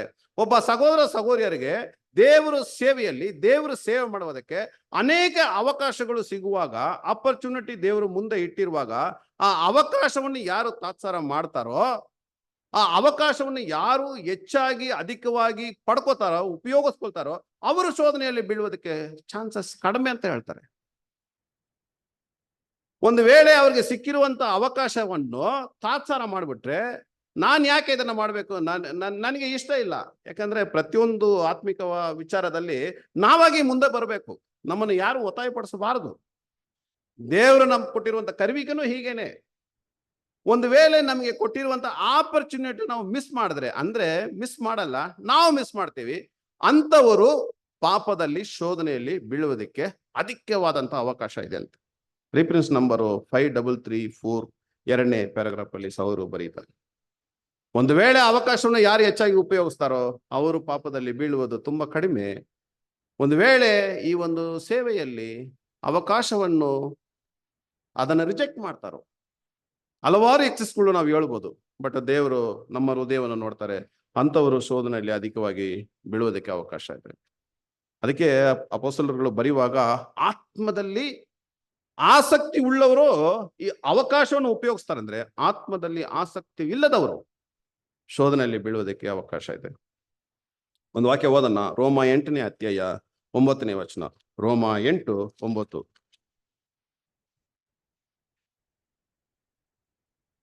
ನೀವಾದರೂ ನಿಮ್ಮಲ್ಲಿರುವ ದೇವರ ಆತ್ಮನು ವಾಸವಾಗಿರುವುದಾದರೆ ಶರೀರ ಭಾವಧೀನರಲ್ಲ, ದೇವರ ಆತ್ಮನಿಗೆ ಅಧೀನರಾಗಿದ್ದೀರಿ. ಯಾವನಿಗಾದರೂ ಕ್ರಿಸ್ತನ ಆತ್ಮನು ಇಲ್ಲದಿದ್ದರೆ ಅವನು ಕ್ರಿಸ್ತನವನಲ್ಲ.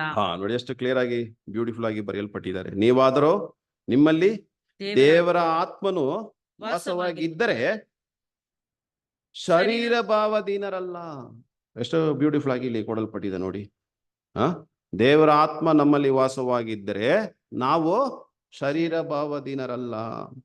ಹಂಗಂದ್ರೆ ನಾವು ದೇವರ ಆತ್ಮನಿಗೆ ಅಧೀನರಾಗಿದ್ದೀರಿ.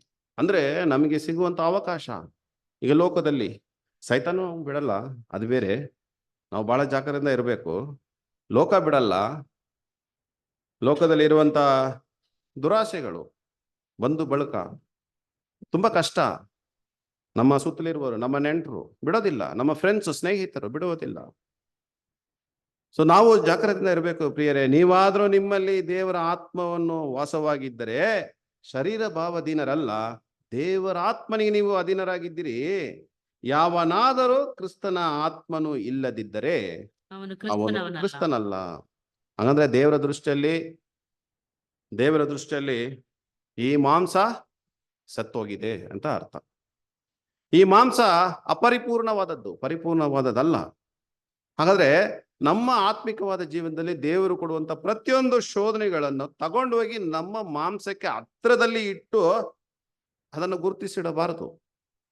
ಎಲ್ಲ ಆತ್ಮ ಸಂಬಂಧಪಟ್ಟ ವಿಚಾರವಾಗಿರ್ತದೆ. ಈ ನೂತನ ಸೃಷ್ಟಿಯನ್ನು ಬೆಳೆಸುವುದಕ್ಕೆ ಬಹಳ ಕಷ್ಟ ಇದೆ. ಪ್ರತಿಯೊಂದು ಶೋಧನೆಯಲ್ಲಿ ನಾವು ದೇವರ ಒಂದು ಸಹಾಯದಿಂದ ನಾವು ಜಯ ಹೊಂದಬಹುದು ಪ್ರಿಯರೇ. ಒಂದು ವೇಳೆ ಆತ್ಮೀಯರಾಗಿರುವಂತ ನಾವು, ಅದಕ್ಕೆ ಅಪೊಸ್ತಲರುಗಳು ಬರೆಯುವಾಗ ಪರಿಶುದ್ಧ ಸಹೋದರರೇ ಅಂತ ಬರೀತಾರೆ. ಪರಿಶುದ್ಧ ಸಹೋದರರೇ, ಇದು ದೊಡ್ಡ ಮಾತು. ಕಾನ್ಸಿಗ್ರೇಟೆಡ್ಗೆ ಇನ್ನೊಂದು ಅರ್ಥ ಪರಿಶುದ್ಧರು. ಕಾನ್ಸಿಗ್ರೇಟೆಡ್ ಅಂದ್ರೆ ಪವಿತ್ರಪಡಿಸಿಕೊಂಡಿರೋರಿಗೆ ಆ ಒಂದು ಪದ ಬರುತ್ತೆ ಪ್ರಿಯರೇ. ಒಂದ್ ವೇಳೆ ಈಗಿನ ಕಾಲದಲ್ಲಿ ಈ ಒಂದು ಆತ್ಮೀಯ ಒಂದು ಜೀವನದಲ್ಲಿ ನಮಗಿರುವಂತ ಸಮಸ್ಯೆಗಳು ಅಧಿಕವಾಗಿ ಚಿಂತನೆಯಲ್ಲಿ ಬಿದ್ದು, ಆ ಒಂದು ಚಿಂತನೆಯಲ್ಲಿ ಮುಳುಗೋಗಿ ನಮಗಿರುವಂತ ಕಷ್ಟ, ಸಂಕಟ, ಹೋರಾಟ, ಮನೆ, ಮಕ್ಕಳು, ಖರ್ಚು, ಅವು ಇವು ಇದರಲ್ಲೇ ನಾವು ಮುಳುಗಿ ಓದುವುದಾದ್ರೆ ಖಂಡಿತ ವಿಶ್ವಾಸ ಕಡಿಮೆ ಆಗುತ್ತೆ. ಒಂದ್ ವೇಳೆ ಇದನ್ನೇ ನಾವು ಒತ್ತುಕೊಂಡು, ಆತನ ಶಿಲುಬೆಯನ್ನು ನಾವು ಒತ್ಕೊಂಡು ಹೋಗಕ್ಕಾಗೋದಿಲ್ಲ. ದೇವ್ರು ಏನ್ ಮಾಡಿದ್ದಾರೆ, ನೀವು ನಿನ್ನ ಬಾಯಲ್ಲಿ ಮಾತು ಹೊರಡೋದಕ್ಕೆ ಮುಂಚೆ ನನ್ಗೆ ಗೊತ್ತಪ್ಪ, ನಾನು ಆ ಸಮಯಕ್ಕೆ ನಾನು ಎಲ್ಲವನ್ನೂ ನಾನು ಏನ್ ಮಾಡ್ತೀನಿ, ನಿನ್ಗೆ ಸಹಾಯ ಮಾಡ್ತೀನಿ. ಅದನ್ನೆಲ್ಲ ಮರೆತು ಬಿಟ್ಟು, ದೇವರ ವಾಗ್ದಾನಗಳನ್ನ ಮರೆತು ಬಿಟ್ಟು ಇದನ್ನೇ ನಾವು ಮನಸ್ಸಿನಲ್ಲಿ ಇಟ್ಕೊಂಡು ನಾವು ಪ್ರಯಾಣ ಮಾಡುವುದಾದ್ರೆ, ಸೌರು ಬರೀತಾರೆ ರೀಪ್ರಿಸ್ ನಂಬರ್ 5654 ಅಲ್ಲಿ, ಅಂತ ಸಹೋದರ ಸಹೋದರಿಯರಿಗೆ ಕೆಲವೊಂದು ಸಂಕಷ್ಟಗಳು, ಕೆಲವೊಂದು ಸಮಸ್ಯೆಗಳನ್ನು ದೇವರು ಕಳಿಸ್ಬಿಡ್ತಾರಂತೆ ಜೀವನದಲ್ಲಿ. ಯಾಕೆಂದ್ರೆ ವಿಶ್ವಾಸ ಹೆಚ್ಚಿಸ್ಬೇಕು ಎಂಬುದಕ್ಕಾಗಿ ಅಂತೆ. ವಿಶ್ವಾಸ ಕಡಿಮೆ ಇದ್ರೆ ಕೂಡ ವಿಶ್ವಾಸ ಹೆಚ್ಚಿಸುವುದಕ್ಕೆ ಕೆಲವೊಂದು ಸಂಕಷ್ಟಗಳು, ಕೆಲವೊಂದು ವಿಪತ್ತುಗಳು, ಕೆಲವೊಂದು ನಾಶನಗಳು ದೇವರು ನಮ್ಮ ಜೀವನದಲ್ಲಿ ಕಳಿಸ್ಬಿಡ್ತಾರೆ. ನಾನು ಚೆನ್ನಾಗಿದ್ದೀನಿ, ನಾನೇನು ಪಾಪ ಮಾಡಲಿಲ್ಲ, ಬಟ್ ನನ್ಗೆ ಯಾಕೆ ಹೀಗ್ ಬಂತಂತ ನೋಡ್ಬೇಕಾದ್ರೆ ನಮ್ಮ ಒಂದು ವಿಚಾರ ಹೀಗಿರ್ಬೋದು ಪ್ರಿಯರೇ. ಸೊ ನಾವು ಜಾಗ್ರತೆಯಿಂದ ನಾವು ಇರಬೇಕು ಪ್ರಿಯರೇ. ನೋಡಿ, ಇಸ್ರೇಲ್ ಮಕ್ಕಳ ಬಗ್ಗೆ ನಾವು ಧ್ಯಾನ ಮಾಡ್ಬೇಕಾದ್ರೆ ಅವರಿಗೆ ದೇವರು ಕೊಟ್ಟಿರುವಂತ ಆಶೀರ್ವಾದ ನಮ್ಗೆ ಗೊತ್ತು. ಎಲ್ಲವನ್ನು ಪಡ್ಕೊಂಡ್ರು, ದೇವರು ಕಾಪಾಡಿದ್ರು, ಎಲ್ಲ ನಮ್ಗೆ ಗೊತ್ತು. ಆದ್ರೆ ಕೊನೆಗೆ ಅವರು ದೇವರನ್ನು ರೇಗಿಸ್ಬಿಟ್ರು. ನೋಡಿ, ಒಂದು ವಿಷಯ ನನಗೆ ತುಂಬಾ ಆಶ್ಚರ್ಯ. ಅಗಮ್ಯವಾದ ಬೆಳಕಿನಲ್ಲಿ ವಾಸ ಮಾಡುವಂತ ದೇವರಿಗೆ ರೇಗಿಸ್ಬೋದಾ, ಅಥವಾ ದೇವರಿಗೆ ಕೋಪವನ್ನು ಏರ್ಪಡಿಸಬಹುದಾ ಅಂದ್ರೆ ಗೊತ್ತಿಲ್ಲ ಅದು. ಆದ್ರೆ ಇಸ್ರೇಲ್ ಮಕ್ಕಳು ಮಾಡ್ಬಿಟ್ರು, ದೇವ್ರನ್ನ ರೇಗಿಸ್ಬಿಟ್ರು, ದೇವರಿಗೆ ಕೋಪವನ್ನು ಏರ್ಪಡಿಸ್ಬಿಟ್ರು. ಬಟ್ ನಮ್ಗೆ ವಾಕ್ಯ ಏನಂತ ಕೊಡಲ್ಪಟ್ಟಿದೆ, ಆತನ ಕೋಪವು ಕ್ಷಣ ಮಾತ್ರ. ನೋಡಿ, ಒಂದು ವಾಕ್ಯ ಬಹಳ ಚೆನ್ನಾಗಿದೆ. ಅದೇ ಜ್ಞಾನೋಕ್ತಿ 1ನೇ ಅಧ್ಯಾಯ 26 ವಚನ. ಜ್ಞಾನೋಕ್ತಿ 1ನೇ ಅಧ್ಯಾಯ 26. ಆದ ಕಾರಣ ಬಿರುಗಾಳಿಯಂತೆ ಅಪಾಯವು, ತುಫಾನಿನಂತೆ ಆಪತ್ತು ಬಂದು ನಿಮಗೆ ಶ್ರಮ ಸಂಕಟಗಳು ಸಂಭವಿಸುವಾಗ ನಿಮ್ಮ ಅಪಾಯದಲ್ಲಿ ನಾನು ನಗುವೆನು, ನಿಮ್ಮ ಆಪತ್ತಿನಲ್ಲಿ ಪರಿಹಾಸ್ಯ ಮಾಡುವೆನು. ಎಂತ ಒಂದು ವಾಕ್ಯ ನೋಡ್ತಾ, ಅವರ ಜೀವನದಲ್ಲಿ ಇದು ನಡೀತು. ಏನಂತ ವಾಕ್ಯ ಇದೆ ಅಂದ್ರೆ, ಬಿರುಗಾಳಿಯಂತೆ ಅಪಾಯವು. ಈ ವಾಕ್ಯ ಬಹಳ ಚೆನ್ನಾಗಿದೆ, ಬಟ್ ಇದನ್ನ ವಿವರಿಸುವುದಾದ್ರೆ ಅದರ ಒಂದು ಪರಿಮಾಣ ಹೇಗಿರುತ್ತೆ ಅಂತ ನೀವೇ ಕಲ್ಪನೆ ಮಾಡಿ ಪ್ರಿಯರಿ. ಬಿರುಗಾಳಿಯಂತೆ ಅಪಾಯವು, ತುಫಾಣಿಯಂತೆ ಆಪತ್ತು ಬಂದು ಶ್ರಮ ಸಂಕಟಗಳು, ಅಷ್ಟು ಸಂಕಟಗಳು ಸಂಭವಿಸುವಾಗ ನಿಮ್ಮ ಅಪಾಯದಲ್ಲಿ ನಾನು ನಗುವೇನು ಅಂತ ಹೇಳ್ತಾರೆ ದೇವರು. ಹೆಂಗಿರುತ್ತೆ ನೋಡಿ, ನಮಗೆ ಇಷ್ಟು ಕಷ್ಟ ಬರುವಾಗ ನಮ್ಮ ನೋಡಿ ಒಬ್ಬ ಸಹೋದರ ನಗದ್ರೆ ನಮ್ಗೆ ಹೇಗಿರ್ತದೆ. ದೇವ್ರು ಏನ್ ಮಾಡ್ತಾರಂತೆ, ನಿಮ್ಮ ಅಪಾಯದಲ್ಲಿ ನಾನು ನಗುವೇನು, ನಿಮ್ಮ ಆಪತ್ತಿನಲ್ಲಿ ಪರಿಹಾಸ್ಯ ಮಾಡಿದೆ. ಇದು ಇಸ್ರೇಲ್ ಮಕ್ಕಳಿಗೆ, ಅವ್ರಿಗೂ ಮಾತ್ರ ಅಲ್ಲ ಪ್ರಿಯರೇ, ನಮಗೂ ಕೂಡ ಪ್ರಿಯರೇ, ನಮಗೂ ಇದು ಅನ್ವಯಿಸಬಹುದು. ಯಾಕಂದ್ರೆ ಈ ಸುವಾರ್ತೆ ಯುಗದಲ್ಲಿ ದೇವರ ಕೃಪೆಗೆ ಒಂದು ಎಲ್ಲ ಇದೆ ಪ್ರಿಯರೇ. ಆತನ ಕೃಪೆಯನ್ನು ನೀವು ತಾತ್ಸಾರ ಮಾಡಬೇಡ್ರಿ. ಯಾಕಂದ್ರೆ ದೇವರು ನಮ್ಗೆ ಕ್ಷಮಾಪಣೆ ಕೊಡ್ತಾರೆ. ಯಾಕಂದ್ರೆ ದೇವರು ಅದನ್ನ ಆಗಲೇ ನಮ್ಗೆ ವಾಕ್ಯ ಇದೆ, ಒಂದು ಕ್ಷಣ ಮಾತ್ರ ಆತನ ಕೋಪ ಬಿಟ್ಟು ಬಿಡ್ತಾರೆ. ನಮಗೆ ಕೃಪೆಯನ್ನು ತೋರ್ಸಕ್ಕೆ ದೇವರು ಸಿದ್ಧರಾಗಿ ಇರ್ತಾರೆ ಪ್ರಿಯರೇ. ಅದರಿಂದ ನಾವು ಹೊಂದಿಕೊಂಡಂತ ಈ ಒಂದು ಕೃಪೆಯ ಆತ್ಮವ ಬಗ್ಗೆ ನಾವು ಎಚ್ಚರಿಕೆಯಿಂದ ನಾವು ಇರಬೇಕು ಪ್ರಿಯರೇ. ಹಲವಾರು ಉದಾಹರಣೆಗಳು ನಮ್ಗೆ ಇಲ್ಲಿ ಕೊಡಲ್ಪಟ್ಟಿದ್ರು ಕೂಡ ಕೊನೆ ದ ಲಾಸ್ಟ್ ಪಾಯಿಂಟ್ ನಾವು ತಗೊಳ್ಳುವುದಾದ್ರೆ ಈ ಗೆಗಸಿ ಬಗ್ಗೆ ನಾವು ಧ್ಯಾನ ಮಾಡ್ಬಿಡೋಣ. ಆಗ್ಲೇ ಹೇಳ್ದೆ, ಜಸ್ಟ್ ಸ್ಟೋರಿಯಾಗಿ ನಾವು ಓದ್ಬಿಟ್ಟಿದ್ದೀವಿ. ಯಾಕಂದ್ರೆ ದೇವರು ನಮ್ಮ ಆತ್ಮವನ್ನು ತೂಕಾಕ್ತಾರೆ ವೈಟ್. ನೋಡಿ, ಗೆಗಸಿಯ ಒಂದು ಜೀವನದಲ್ಲಿ ದಾವೀದನ ಒಂದು ಜೀವನವನ್ನು ನೋಡಿ ಒಂದು ಪಾಠ ನಾವು ಕಲ್ತಿದ್ದೀವಿ. ಗೆಗಸಿಯ ಒಂದು ಜೀವನದಲ್ಲಿ ನಾವು ಏನ್ ಪಾಠ ಅಂದ್ರೆ, ಅವ್ರ ಮನಸ್ಸಿನಲ್ಲಿ ಅನ್ಕೊಂಡ್ರಂತೆ, ನಾನು ಹೇಗಲಾದ್ರೂ ಹೋಗಿ ಆ ಬಹುಮಾನವನ್ನು ನಾನು ಪಡ್ಕೋತೀನಿ ಅಂದ್ಬಿಟ್ಟು ದೇವರ ಮೇಲೆ ಆಣೆ. ಈ ಗೆಗಸಿ 2ನೇ ಅರಸುಗಳು 5ನೇ ಅಧ್ಯಾಯ 20ನೇ ವಚನ ಓದಿ. ನಾಮಾನನು ಸ್ವಲ್ಪ ದೂರಕ್ಕೆ ಹೋದ ನಂತರ ದೇವರ ಮನುಷ್ಯನಾದ ಎಲೀಷನ ಸೇವಕ ಗೆಹಾಜಿಯು ಮನಸ್ಸಿನಲ್ಲಿ, ನನ್ನ ಯಜಮಾನನು ಆ ಅರಾಮ್ಯನಾದ ನಾಮಾನನಿಂದ ಏನು ತೆಗೆದುಕೊಳ್ಳದೆ ಅವನನ್ನು ಹಾಗೆಯೇ ಕಳಿಸಿಬಿಟ್ಟನಲ್ಲ. ಯೆಹೋವನ ನಾಣೆ, ನಾನು ಅವನ ಹಿಂದೆ ಓಡುತ್ತಾ ಹೋಗಿ ಅವನಿಂದ ಸ್ವಲ್ಪವನ್ನಾದರೂ ಸ್ವಲ್ಪವನ್ನಾದ್ರೂ ನಾನು ಬರುವೆನು ತೆಗೆದುಕೊಂಡು ಬರ್ತೀನಿ. ಅವರು ಪಡ್ಕೊಂಡಿದ್ದು 2 talent of silver. 2 talent of silver ಅಂದ್ರೆ ಕರ್ತನಲ್ಲಿ ಪ್ರಿಯರೇ, ಇದು ನಾವು ಸ್ಟಡಿ ಮಾಡಿದಾಗ 1 talent ಬಂದು 1 ತಲಾಂತು ಬಂದು 30 ಬೆಳ್ಳಿ ನಾಣ್ಯ. 2 ತಲಾಂತ್ ಅಂದ್ರೆ 33. 1 talent ಅಂದ್ರೆ 33 kg ಆಫ್ ಸಿಲ್ವರು. ಈಗ 2 talent ಅಂದ್ರೆ 2 ತಲಾಂತ್ ಅಂದ್ರೆ 66. ಅಂದ್ರೆ ಸಿಲ್ವರ್ ಯಾವುದಕ್ಕೆ ಹೋಲಿಸ್ಬೋದು? ಸತ್ಯಕ್ಕೆ. ಈಗ ಫಸ್ಟ್ ಇದರಲ್ಲಿ ಛಾಯಾ ನಿಜ ಸ್ವರೂಪ, ಟೈಪ್ ಅಂಡ್ ಆಂಟಿ ಟೈಪ್ ನಾವು ನೋಡ್ಬೇಕಾದ್ರೆ ಪಡ್ಕೊಂಡಂತ 2 ತಲಾಂತ್ ಬೆಳ್ಳಿ ಯಾವುದಕ್ಕೆ ಹೋಲಿಸ್ಬೋದು ಅಂದ್ರೆ 66 ಪುಸ್ತಕ ಬೈಬಲ್, ಇದನ್ನ ನಾವು ಪಡ್ಕೊಂಡಿದ್ದೀವಿ. ಅದಾದ ನಂತರ 2 ದುಸ್ತ ಬಟ್ಟೆಗಳು, 2 ಗಾರ್ಮೆಂಟ್ಸ್ ಅವ್ರು ತಗೊಂಡ್ರು. ಐಸಾಯ 61:10 ಹೇಳ್ತಾ ಇದೆ, ಒಂದು ರಕ್ಷಣೆಯ ವಸ್ತ್ರ, ಇನ್ನೊಂದು ನೀತಿಯ ವಸ್ತ್ರ. ಬಹುಮಾನವನ್ನು ಪಡ್ಕೊಂಡ್ರು ಯಾರು? ಈ ಗೆಗಸಿ. ಈಗ ನಾಮಾನ ಬಗ್ಗೆ ನೋಡ್ಬೇಕಾದ್ರೆ ಟೈಪ್ ಅಂಡ್ ಆಂಟಿ ಟೈಪ್ ನಾವು ನೋಡುವುದಾದ್ರೆ, ನಾಮಾನನು ಎಲ್ಲಿಂದ ಬಂದ್ರು? ಸಿರಿಯಾ ದೇಶದಿಂದ ಬಂದ್ರು. ಸುಮಾರು ಸಿರಿಯಾದಿಂದ ಇಸ್ರೇಲ್ ದೇಶಕ್ಕೆ ಬರ್ಬೇಕಾದ್ರೆ 40 ಮೈಲ್ಸ್, 40. ನಾಮಾನಿಗೆ ಏನು ಅರ್ಥ ಅಂತ ನೋಡ್ಬೇಕಾದ್ರೆ ಹೆಸರಿಗೆ ವಿಶ್ವಾಸದ ಮುಖಾಂತರ ನೀತಿವಂತರಾದ್ರು. ಕೊನೆಗೆ ನಂಬುದ್ರು, ವಿಶ್ವಾಸ ಸಿಕ್ತು, ವಿಶ್ವಾಸವನ್ನು ಇಟ್ರು. ಕೊನೆಗೆ ಅವರ ದೇಹ ಹೇಗಾಯ್ತು ಅಂತ ನೋಡ್ಬೇಕಾದ್ರೆ ಹೇಗಾಯ್ತು? ಕೂಸಿನ ದೇಹದಂತೆ ಶುದ್ಧವಾಯ್ತು. ಕೂಸಿನ ದೇಹ ಎಷ್ಟು ಪ್ಯೂರ್ ಇರುತ್ತೆ ನೋಡಿ, ಆ ರೀತಿ. ಹಾಗಾದ್ರೆ ನಾವು ಈಗ ನಾಗಮನ್ ನಮ್ಗೆ ಅನ್ವಯಿಸ್ತದೆ. ವಿಶ್ವಾಸದ ಮುಖಾಂತರ ನಾವು ನೀತಿವಂತರಾಗಿ ಮಾರ್ಪಟ್ಟಿದ್ದೀವಿ. ಮೂರನೇದು ಗೆಗಸಿ. ಗೆಗಸಿಗೆ ಏನ್ ಅರ್ಥ ಅಂದ್ರೆ ದ ರಿಚ್. ರಿಚ್ ಅಂದ್ರೆ ಆ ನಮಗೆ ಈ ಲೋಕದಲ್ಲಿ ದೊಡ್ಡ ಶ್ರೀಮಂತರು ಯಾರಂದ್ರೆ ನಾವೇ. ಯಾರಿಗೂ ಸಿಕ್ಕಿಲ್ಲ, ಯಾವ ಗಣನೆಗೆ ಬಾರಂತ ನಮ್ಮನ್ನು ಆರಿಸಿಕೊಂಡು ಅಷ್ಟು ಬೆಳೆ ಬಾಳುವಂತ ಒಂದು ಸತ್ಯ ದೇವರು ನಮಗೆ ಕೊಟ್ಟಿದ್ದಾರೆ. ಈಗ ಲೋಕದಲ್ಲಿ ಇರುವುದೆಲ್ಲ ಮಾಯೆ, ವ್ಯರ್ಥವಾಗ್ಬಿಡುತ್ತೆ ಒಂದ್ ದಿವಸ. ಆದ್ರೆ ಈಗ ಪ್ರೆಸೆಂಟ್ ಯಾರಿಗೆ ಸಿಕ್ಕಿದೆ ಅಂದ್ರೆ ಸತ್ಯ ನಮಗೆ, ಅಂದ್ರೆ ನಾವು ಅಂತ ದೊಡ್ಡ ಶ್ರೀಮಂತರು. ಈಗ ಎಲಿಸಾಗೆ ಏನು ಅರ್ಥ ಅಂದ್ರೆ ಮೈ ಗಾಡ್ ಈಸ್ ಸಾಲ್ವೇಶನ್. ಗಾಡ್, ಯಾಶ ಅಂದ್ರೆ ರಕ್ಷಿಸುತ್ತಾರೆ, ಟು ಸೇವ್.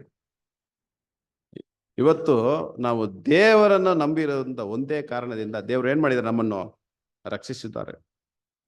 ನೋಡಿ, ಆ ಕಥೆಯಲ್ಲಿ ಬರುವಂತ ಪ್ರತಿಯೊಂದು ಯಾರಂದ್ರೆ ಸಭೆ, ನಾವೇ. ಅಲ್ಲಿರುವಂತ ಒಂದೊಂದು ಅರ್ಥಕ್ಕೂ ನಾವು ವಿವರಣೆಯನ್ನು ಹುಡುಕೋದಾದ್ರೆ ಅದು ಎಲ್ಲ ನಮಗೆ ಹೋಲಿಸ್ಬೋದು, ಸಭೆಗೆ ತಮಗೆ ಹೋಲಿಸ್ಬೋದು.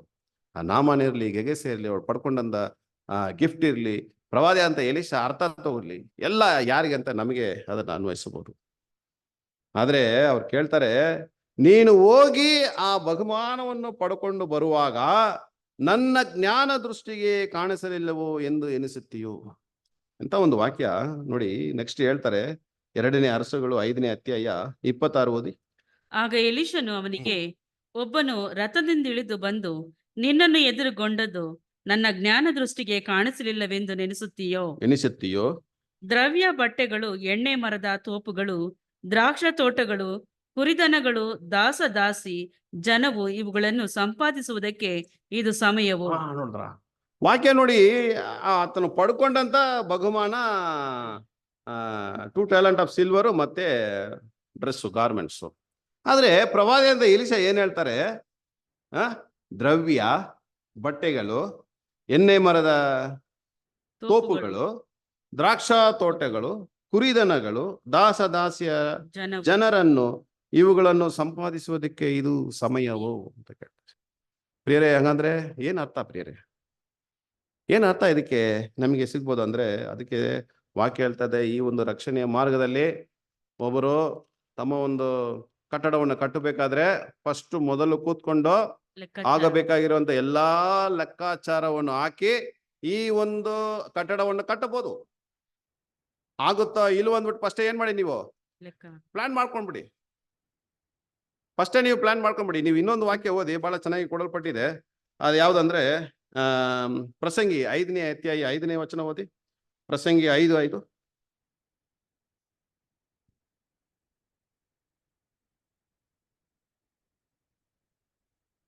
ನೀನು ಹರಿಸಿಕೊಂಡು ತೀರಿಸದೇ ಇರುವುದಕ್ಕಿಂತ ಹರಿಕೆ ಮಾಡಿಕೊಳ್ಳದೆ ಇರುವುದು ವಾಸಿ.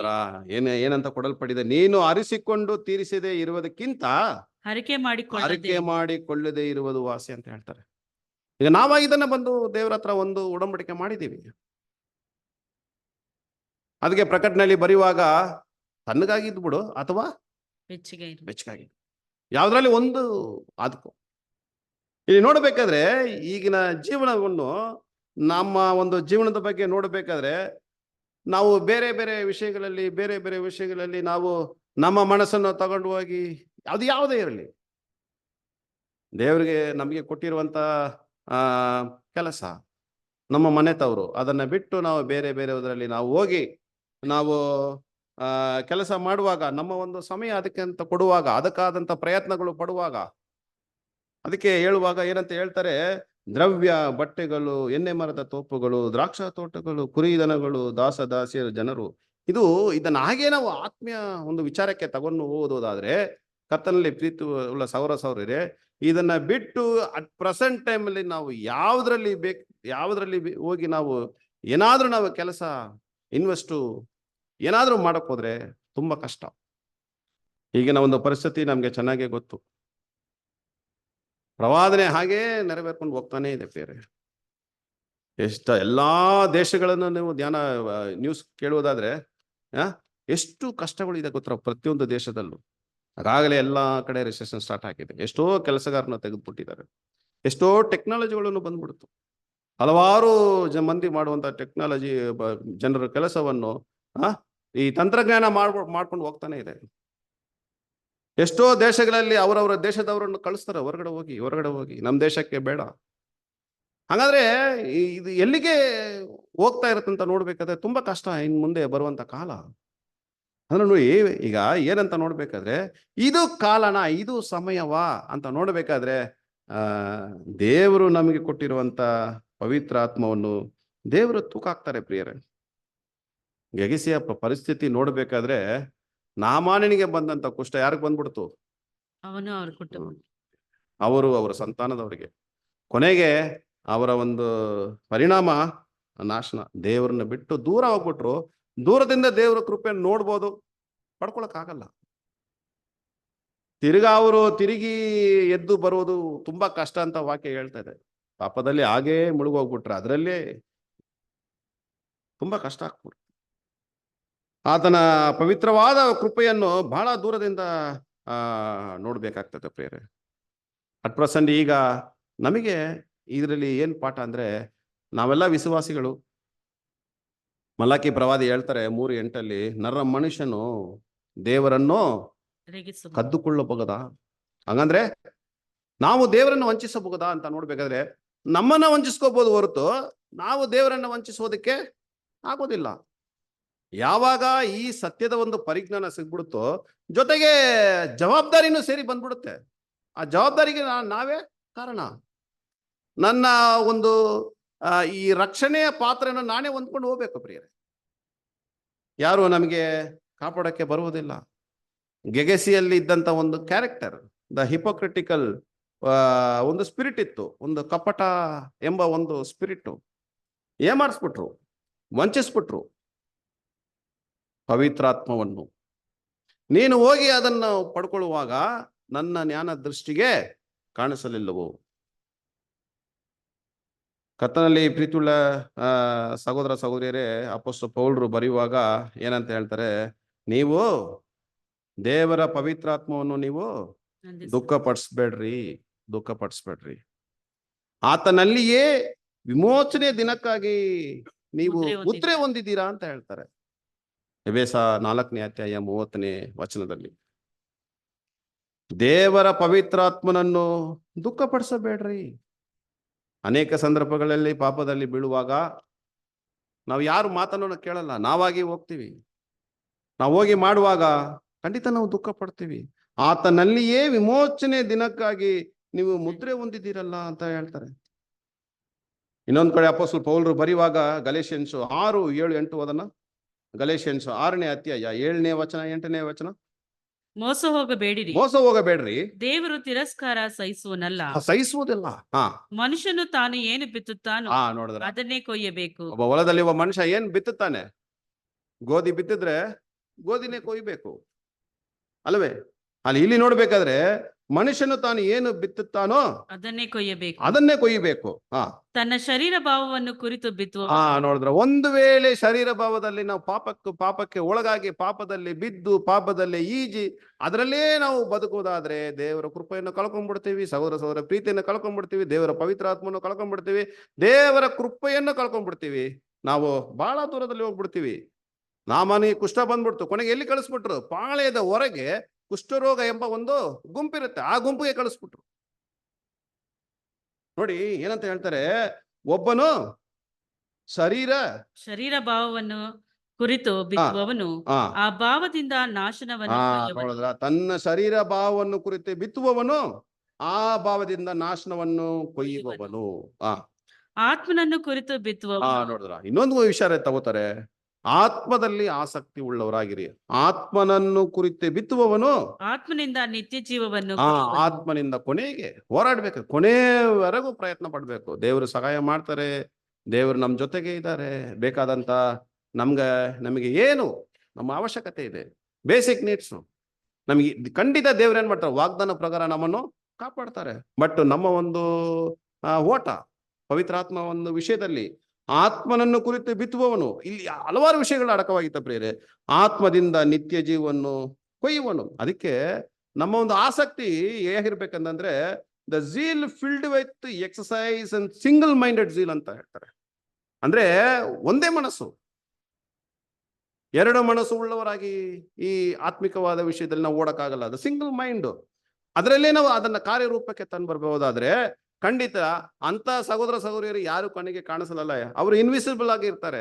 ದೇವರು ಮಾತ್ರ ಅವ್ರನ್ನ ಏನ್ ಮಾಡ್ತಾರೆ, ನೋಡ್ತಾರೆ ಪ್ರಿಯರೇ.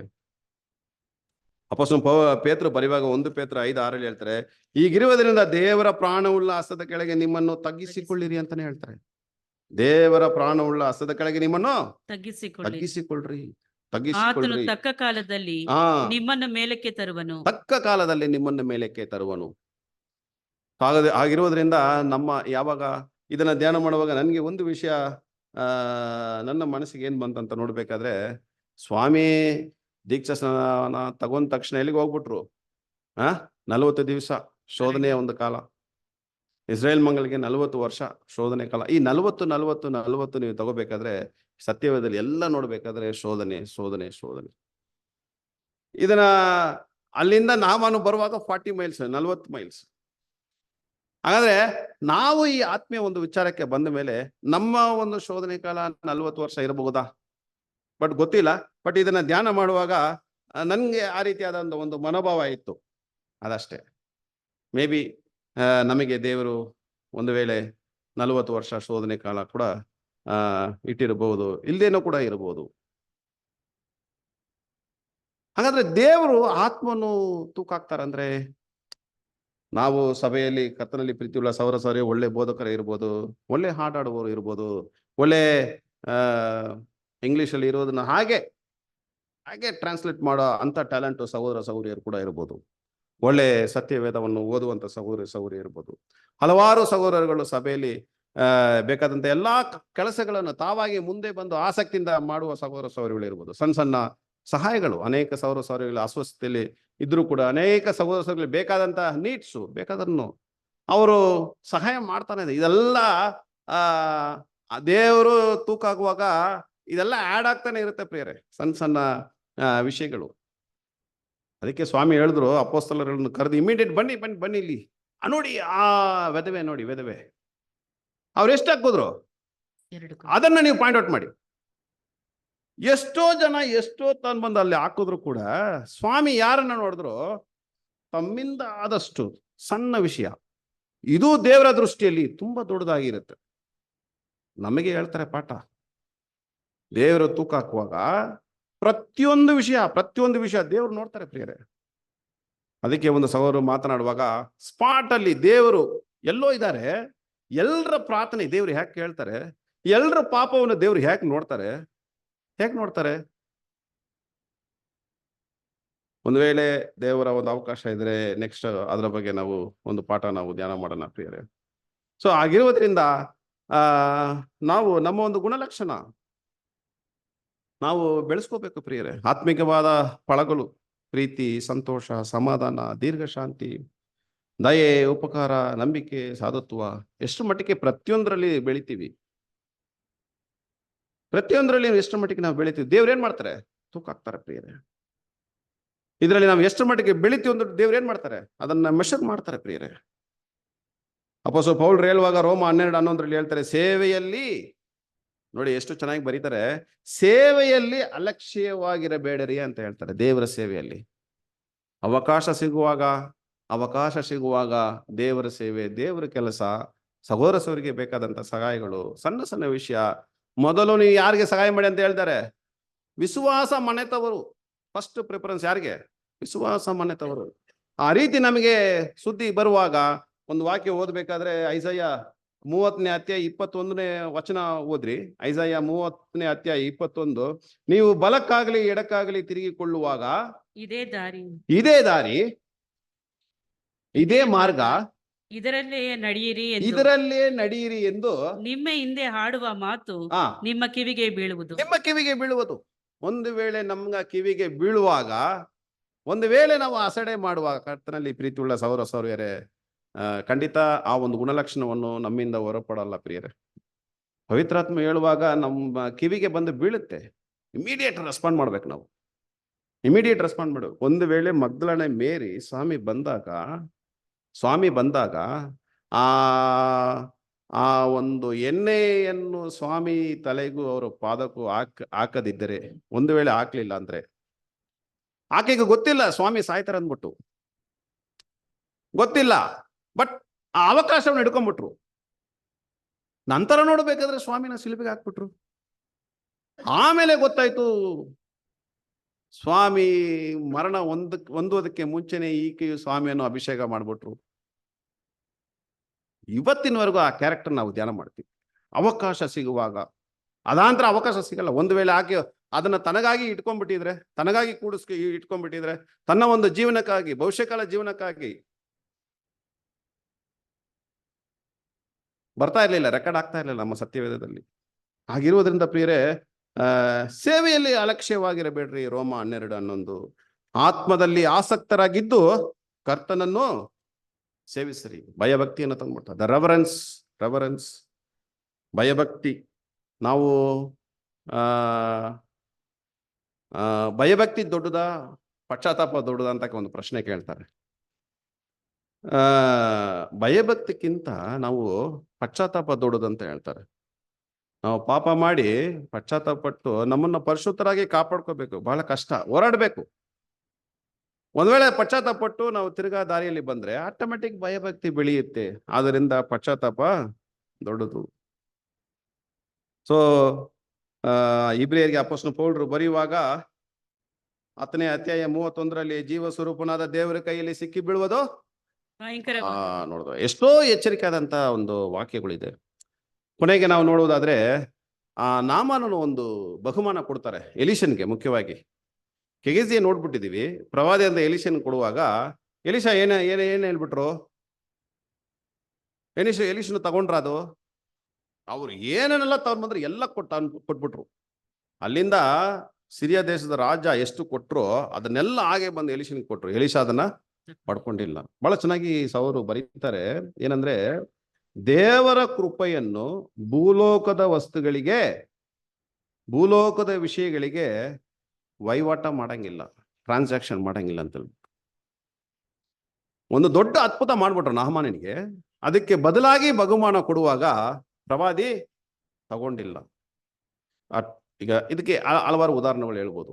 ಈಗ ನಾವು ತಮಿಳ್ನಾಡಿಗೆ ಹೋಗ್ತೀವಿ, ಕರ್ನಾಟಕ ಭಾಗದಲ್ಲಿ ಎಷ್ಟೋ ಸಹೋದರನ ಭೇಟಿ ಆಗ್ತೀವಿ, ಹೋಗ್ಬಿಟ್ಟು ಸೇವೆ ಮಾಡ್ಬಿಟ್ಟು ಬರ್ತೀವಿ.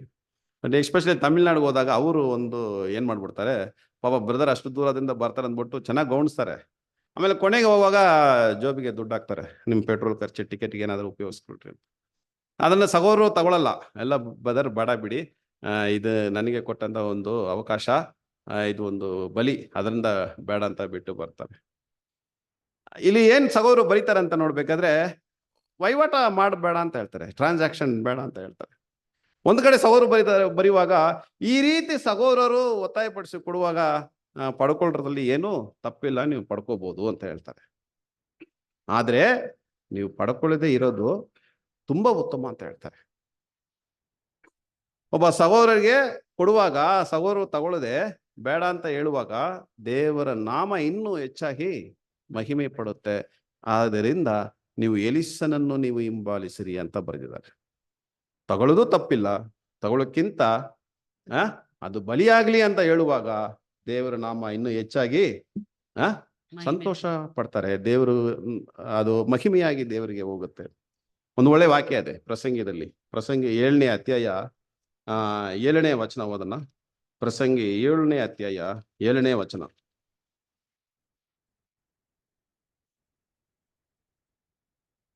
ಕಸುಕೊಳ್ಳುವುದು ಜ್ಞಾನಿಗೆ ಬುದ್ಧಿಗೇಡು, ಲಂಚವು ವಿವೇಕ ನಾಶ. ಅಲ್ಲಿ ಕನ್ನಡದಲ್ಲಿ ಟ್ರಾನ್ಸ್ಲೇಷನ್ ಸರಿ ಇಲ್ಲ, ಲಂಚ ಅಂತ ಕೊಡಲ್ಪಟ್ಟಿದೆ. ಲಂಚವು ವಿವೇಕತನ ಅಂತ ಕೊಡಲ್ಪಟ್ಟಿದೆ. ಬಟ್ ಅದನ್ನ ನೀವು ಇಂಗ್ಲಿಷಲ್ಲಿ ನೀವು ಓದುವುದಾದ್ರೆ ಗಿಫ್ಟ್ ಡೆಸ್ಟ್ರಾಯ್ಡ್ ದ ಹಾರ್ಟ್ ಅಂತ ಕೊಡಲ್ಪಟ್ಟಿದೆ. ಗಿಫ್ಟ್ ಒಬ್ರು ಕೊಡುವಾಗ, ಬಹುಮಾನ ಕೊಡುವಾಗ ಅದು ಗಿಫ್ಟೇ ಅಲ್ವೇ? ಆ ಗಿಫ್ಟ್ ಡೆಸ್ಟ್ರಾಯ್ ದ ಹಾರ್ಟ್ ಅಂದ್ರೆ ಒಂದ್ಸಾರಿ ಕೊಡ್ಬೋದು. ಈಗ ಏನಾಗುತ್ತೆ ಅಂದ್ಬಿಟ್ಟು ನೆಕ್ಸ್ಟ್ ಪದೇ ಆ ಸಹೋರು ಹೋಗುವಾಗ ಕೊಡ್ಲಿಲ್ಲ ಅಂದ್ರೆ ಏನಾಗುತ್ತೆ? ಸಹೋದರರಿಗೆ ಕಷ್ಟ ಆಗುತ್ತೆ. ಮೊದಲನೇ ಬಾರಿ ಹೋಗುವಾಗ ಕೊಟ್ರು ಅದೆಲ್ಲ ಬಂದೇ ಬರುತ್ತೆ ಆಟೋಮೆಟಿಕ್. ಮಾಂಸ ಬಲಹೀನತೆ ಈ ವಿಷಯ ಎಲ್ಲ ಮನಸ್ಸಿಗೆ ಬಂದ್ಬಿಡುತ್ತೆ. ಅದಕ್ಕೆ ಗಿಫ್ಟ್ ಡೆಸ್ಟ್ರಾಯ್ ದ ಹಾರ್ಟ್. ಅಂದ್ರೆ ಪ್ರಿಯರೇ, ಇದನ್ನೆಲ್ಲ ಯಾಕೆ ನಾವು ಓದ್ಬೇಕಂದ್ರೆ ದೇವರು ಆತ್ಮನು ತೂಗಾಕ್ತಾರೆ ಪ್ರಿಯರೇ. ಪ್ರತಿಯೊಂದು ಬಲಿಯಲ್ಲಿ ನಮ್ಮ ಬಲಿ ಯಾಕೆ 1144 ಎಂಬ ಒಂದು ಸಂಖ್ಯೆಯನ್ನು ದೇವರು ನಿರ್ಣಯಿಸಿದ್ರು. ಯಾಕೆ ನಿರ್ಣಯಿಸ್ಬೇಕು? ತುಂಬಾ ಕಷ್ಟ. ಕರೆಯಲ್ಪಟ್ಟವರು, ಆಯಲ್ಪಟ್ಟವರು, ನಂಬಿಕಸ್ಥರು, ಸ್ವಲ್ಪ ಕೊನೆಗೆ ತುಂಬಾ ಸ್ವಲ್ಪ ಜನ. ಸೊ ಆಗಿರೋದ್ರಿಂದ ಈ ಒಂದು ವಿಷಯ ನಾವು ಧ್ಯಾನ ಮಾಡಬೇಕಾದ್ರೆ ಆ ನಮ್ಮ ಜೀವನವನ್ನು ಪ್ರತಿಜ್ಞೆ ಪಡಿಸ್ಕೊಂಡಿದೀವಿ, ಸಮರ್ಪಣೆ ಮಾಡಿಕೊಂಡಿದ್ದೀವಿ.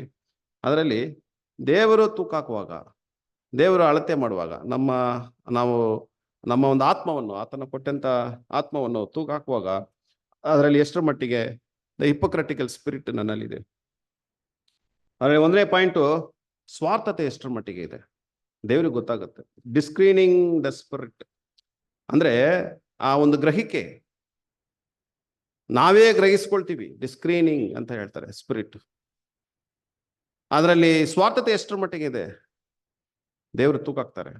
ದ ಸ್ಪಿರಿಟ್ ಆಫ್ ಇನ್ಫ್ಲೂಯೆನ್ಸ್, ಕೆಲವೊಂದು ನೋಡ್ಬೇಕಾದ್ರೆ ಒಂದೊಂದು ಲೀಡರ್ಗೆ 10 ಜನ ಇರ್ತಾರೆ ಸಭೆಗಳಲ್ಲಿ, ಇನ್ಫ್ಲೂಯೆನ್ಸ್ ಮಾಡೋದು ಸಭೆಯಲ್ಲಿ, ದೇವರು ಅದನ್ನು ತೂಕಾಕ್ತಾರೆ ಅಂತ ಹೇಳ್ತಾರೆ. ದ ಸ್ಪಿರಿಟ್ ಆಫ್ ಕವಟ್ನೆಸ್, ಒಂದು ವೇಳೆ ನಮ್ಮಲ್ಲಿ ದುರಾಸೆ ಇದ್ರೂ ಬಹಳ ಕಷ್ಟ.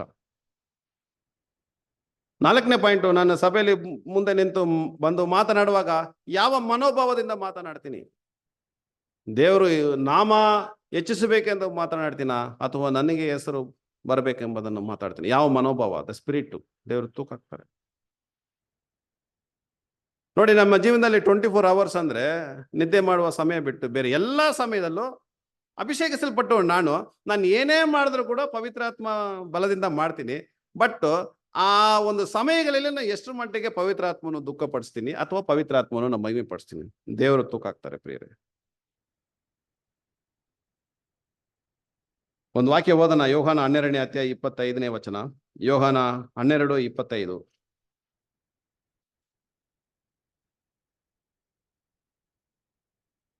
ತನ್ನ ಪ್ರಾಣದ ಮೇಲೆ ಮಮತೆ ಇಡುವವನು ಅದನ್ನು ಕಳಕೊಳ್ಳುವನು.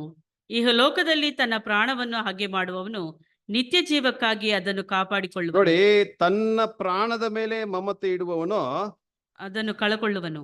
ನೋಡಿ, ಅದನ್ನು ಕಳ್ಕೊಳ್ತಾನಂದ್ರೆ ಯಾವುದು? ತನ್ನ ಪ್ರಾಣದ ಮೇಲೆ ಮಮತೆ ಇಡುವನು ಪಡ್ಕೊಂಡ ಪವಿತ್ರಾತ್ಮವನ್ನು ಕಳ್ಕೋತಾರೆ. ತನ್ನ ಪ್ರಾಣದ ಮೇಲೆ ಮಮತೆ ಇಡುವನು, ಇದು ತುಂಬಾ ವಾಕ್ಯ ನೀವು ಓದಿ ಭಯ ಆಗ್ತದೆ. ತನ್ನ ಪ್ರಾಣದ ಮೇಲೆ ಮಮತೆ ಇಡುವನು ಅದನ್ನಂದ್ರೆ ಆ ಪವಿತ್ರಾತ್ಮವನ್ನು ಕಳ್ಕೊಳ್ತಾನೆ. ಈಗ ಲೋಕದಲ್ಲಿ ತನ್ನ ಪ್ರಾಣವನ್ನು ಹಾಗೆ ಮಾಡುವನು ಆ ಪವಿತ್ರಾತ್ಮದಲ್ಲಿ ಬೆಳಿತಾ ಹೋಗ್ತಾ ಇರ್ತಾರೆ. ದೇವರು ತೂಕಾಕುವಾಗ ನಿತ್ಯ ಜೀವಕ್ಕಾಗಿ ಯಾವ್ದನ್ನ ಕಾಪಾಡ್ಕೋತಾರಂದ್ರೆ ಆ ಪವಿತ್ರಾತ್ಮನು ದೇವರು ತೂಕಾಕ್ತಾರೆ. The Lord weigheth the spirit, the Lord weigheth the spirit. ಇಲ್ಲಿ ಎಷ್ಟೋ ಸಹೋದರ ಸಹೋದರಿ ಇದ್ದಾರೆ, ಚೆನ್ನಾಗಿ ಓದಿರೋರು ಇದ್ದಾರೆ, ಮೀಡಿಯಂ ಆಗಿ ಓದಿರೋರು ಕೂಡ ನಮ್ಮಲ್ಲಿ ಇರ್ತಾರೆ. ಕೆಲವರು ಒಳ್ಳೆ ಸಹೋದರಗಳು ಒಳ್ಳೆ ಪಾಠ ಮಾಡ್ತಾರೆ, ಚೆನ್ನಾಗಿ ಧ್ಯಾನ ಮಾಡಿ ಅಲ್ಲಿಗ ಸಹೋದರರು ಒಳ್ಳೆ ಪಾಠ ಮಾಡ್ತಾರೆ. ಕೆಲವೊಂದು ಸಹೋದರರು ಪಾಠ ಮಾಡಲ್ಲ. ಹಂಗಂದ್ರೆ ಕೆಲವೊಂದು ಸಹೋದರರು ಚೆನ್ನಾಗಿ ಅವರವರಲ್ಲಿ ಇರುವಂತ ಟ್ಯಾಲೆಂಟ್ ಅನ್ನು ಉಪಯೋಗಿಸ್ತಾರೆ ಸಭೆಗಳಲ್ಲಿ ಎಲ್ರು. ಅದಕ್ಕೆ ಬೈಬಲ್ ಸ್ಟೂಡೆಂಟ್ ಅಂತ ಹೆಸರು. ಒಂದ್ ವೇಳೆ ಒಬ್ಬರಲ್ಲಿ 10% ಇರ್ಬೋದು, ಒಬ್ಬರಲ್ಲಿ 20% ಇರ್ಬೋದು ಅವ್ರ ಟ್ಯಾಲೆಂಟ್, ಒಬ್ಬರಲ್ಲಿ 30% ಇರ್ಬೋದು, 40% ಇರ್ಬೋದು, 60% ಇರ್ಬೋದು. ಅವರವರ ಅಗತ್ಯಕ್ಕೆ ತಕ್ಕಂತೆ ಕ್ರಿಯೆಗಳನ್ನು ಸಭೆಯಲ್ಲಿ ಸೇವೆ ಮಾಡೋರಾಗಿರ್ತಾರೆ. ಆದ್ರೆ ಪ್ರಿಯರೇ, ದೇವರು ಹೇಗೆ ನೋಡ್ತಾರೋ ಗೊತ್ತಾ? ಒಂದ್ ವೇಳೆ ನನ್ಗೆ ಟ್ಯಾಲೆಂಟ್ 10%, ನಾನು ಇಷ್ಟೇ ಧ್ಯಾನ ಮಾಡಿ ಇಷ್ಟೇ ಓದಕ್ಕಾಗತ್ತೆ, ಪ್ರೀಚಿಂಗ್ ಮಾಡಕತ್ತೆ, ಆದ್ರೆ 10% ಅಂದ್ರೆ ನನ್ನ ಕ್ರಿಯೆ 100% ಇರಬೇಕು. ಒಂದ್ ವೇಳೆ ಅವ್ರಿಗೆ 30% ಇದ್ರೆ ಅವ್ರ ಕ್ರಿಯೆ ದೇವ್ರು ಎಷ್ಟು ನೋಡ್ತಾರೆ? 100%. ಒಂದ್ ವೇಳೆ ನನ್ಗೆ 5% ಇದೆ, ದೇವರು ಏನ್ ನೋಡ್ತಾರೆ? 100%. 5ಅನ್ನು ನಾನು 100% ದೇವ್ರು ಕೊಡ್ಬೇಕು. ನೀನ್ ದ್ರಾಕ್ಷ ತೋಟಕ್ಕೆ ಬೆಳಗ್ಗೆ ಬಾ, ಮಧ್ಯಾಹ್ನ ಬಾ, ಸಂಜೆ ಬಾ, ನೀನ್ ಕೆಲಸ ಮಾಡು, ನಾನ್ ನಿಮಗೆ ಏನ್ ಅಪ್ಪಣೆ ಕೊಟ್ಟನು ಆ ಕೂಲಿಯನ್ನು ದೇವ್ರು ನಮ್ಗೆ ಕೊಟ್ಬಿಡ್ತಾರೆ. ಯಾರು ಎಷ್ಟು ಟ್ಯಾಲೆಂಟ್ ಅನ್ನು ಇಲ್ಲಿ ಉಪಯೋಗಿಸಿದ್ರು ಕೂಡ ಅವರ ಒಂದು ರಕ್ಷಣೆಗೆ ಅವರೇ ಜವಾಬ್ದಾರಿ. ದೇವರು ಆತ್ಮಗಳನ್ನು ತೂಗಿಸುತ್ತಾರೆ. ಆದ್ದರಿಂದ ಇದನ್ನು ನಾವು ಮನಸ್ಸಿನಲ್ಲಿ ಇಟ್ಟುಕೊಂಡು ಪಾಪದ ಒಂದು ಕ್ಷಮಾಪಣೆ. ನಂತರ ದಂಡನೆ ಸಿಗುತ್ತೆ, ದಂಡನೆಗಾದಂಥ ಕ್ಷಮಾಪಣೆ. ತಿರ್ಗಾ ನಾವು ಈ ಪಾಪದಲ್ಲಿ ತಿರ್ಗಾ ಬಿದ್ದು ನಾವು ಈ ಒಂದು ಕರುವಿಕೆಯನ್ನು ಬಿಟ್ಟು ಹೋಗಬಾರದಂದ್ರೆ ನಾವೇನ್ ಮಾಡ್ಬೇಕಂದ್ರೆ, ನಾವು ತಿರ್ಗಾ ಪಾಪ ಮಾಡದೆ, ನಾವು ಪಡ್ಕೊಂಡ ಪವಿತ್ರಾತ್ಮವನ್ನು ದುಃಖಪಡಿಸದೆ, ನಾವು ನೀತಿವಂತರಾಗದೆ, ಆ ನೀತಿವಂತರವನ್ನು ಅದನ್ನ ಕಾಪಾಡ್ಕೋಬೇಕಾದ್ರೆ ನಮಗೆ ಸಿಗುವಂತ ಎಲ್ಲ ಅವಕಾಶವನ್ನು ಆತ್ಮದಲ್ಲಿ ಆಸಕ್ತಿಯಾಗಿದ್ದು ನಾವಾಗಿ ಮುಂದೆ ಬಂದು ಸೇವೆ ಮಾಡಿ, ಅವಾಗ ದೇವರು ತೂಕ ಹಾಕ್ತಾರೆ. ಎಲ್ಲಾ ಗುಣಲಕ್ಷಣಗಳನ್ನು ನಾವಾಗಿ ಮುಂದೆ ಬಂದು ಮಾಡಬೇಕು, ಎಲ್ಲಾ ಕ್ರಿಯೆಗಳನ್ನು ತೋರಿಸ್ಬೇಕು, ಎಲ್ಲಾ ಫಲಗಳನ್ನು ನಮ್ಮಿಂದ ಎಷ್ಟು ಆಗತ್ತೆ. ಅದಕ್ಕೆ ಸ್ವಾಮಿ ಹೇಳಿದ ವಿಧವೆಯನ್ನೇ ನೋಡಿ, ಎಷ್ಟು ಆಗುತ್ತೆ ಅಷ್ಟು ಮಾಡುವಾಗ ದೇವರು ತೂಕ ಹಾಕುವಾಗ ಒಂದು ವೇಳೆ ಒಳ್ಳೆ ಫಲವನ್ನು ದೇವರಿಂದ ಹೊಂದ್ಕೋಬಹುದು ಪ್ರಿಯರೇ. ಸೊ ಇದನ್ನ ಮನಸ್ಸಿನಲ್ಲಿ ಇಟ್ಕೊಂಡು ಬಾಳುವಂತ ಕಾಲ ತುಂಬಾ ಕ್ರೂರವಾಗಿದೆ. ಬಟ್ ಅವಕಾಶವನ್ನು ನಾವು ಬಿಡಬಾರ್ದು, ಸಮಯವನ್ನು ನಾವು ಬಿಡಬಾರ್ದು. ಸಮಯ ತುಂಬಾ ಕಡಿಮೆ. ಎಲ್ಲ ಸೌರು ಹೇಳ್ತಾರೆ ಕೊನೆ ಕಾಲ, ಸಮಯ ಕಡಿಮೆ. ಬಟ್ ಇದನ್ನ ನಾವು ಮನಸ್ಸಿನಲ್ಲಿ ಇಟ್ಟುಕೊಂಡು ಎಲ್ಲಿ ಸರಿಪಡಿಸ್ಕೋಬೇಕು ಅಲ್ಲಿ ಸರಿಪಡಿಸ್ಕೊಂಡು ದೇವರ ಹತ್ರದ ಸಲಮನನ್ನು ಕೇಳಿದಾಗ ಪವಿತ್ರಾತ್ಮನು ಇನ್ನೂ ಹೆಚ್ಚಾಗಿ ನಾವು ಪಡಿಸ್ಕೊಂಡು ಆತ್ಮಿಕವಾದ ಜೀವನದಲ್ಲಿ ಓಡುವುದಕ್ಕೆ ದೇವರು ನಮಗೆ ಸಹಾಯ ಮಾಡಲಿ. ಆಮೇಲೆ ಈ ಒಂದು ಸತ್ಯವನ್ನು ನಿಮ್ಮ ಮಧ್ಯದಲ್ಲಿ ಹಂಚಿಕೊಟ್ಟೋದಕ್ಕೆ ದೇವರು ಏರ್ಪಡಿಸಿಕೊಟ್ಟಂತ ಈ ಒಂದು ಅವಕಾಶಕ್ಕಾಗಿ ದೇವರಿಗೆ ಮತ್ತೆ ಆತನ ನಾಮಕ್ಕೂ ಆತನ ಮಗನಾದ ಕ್ರಿಸ್ತನಿಗೂ ಎಲ್ಲ ವಂದನೆಗಳು ತಿಳಿಸೋನಾಗಿದ್ದೀನಿ. ಆಮೇಲೆ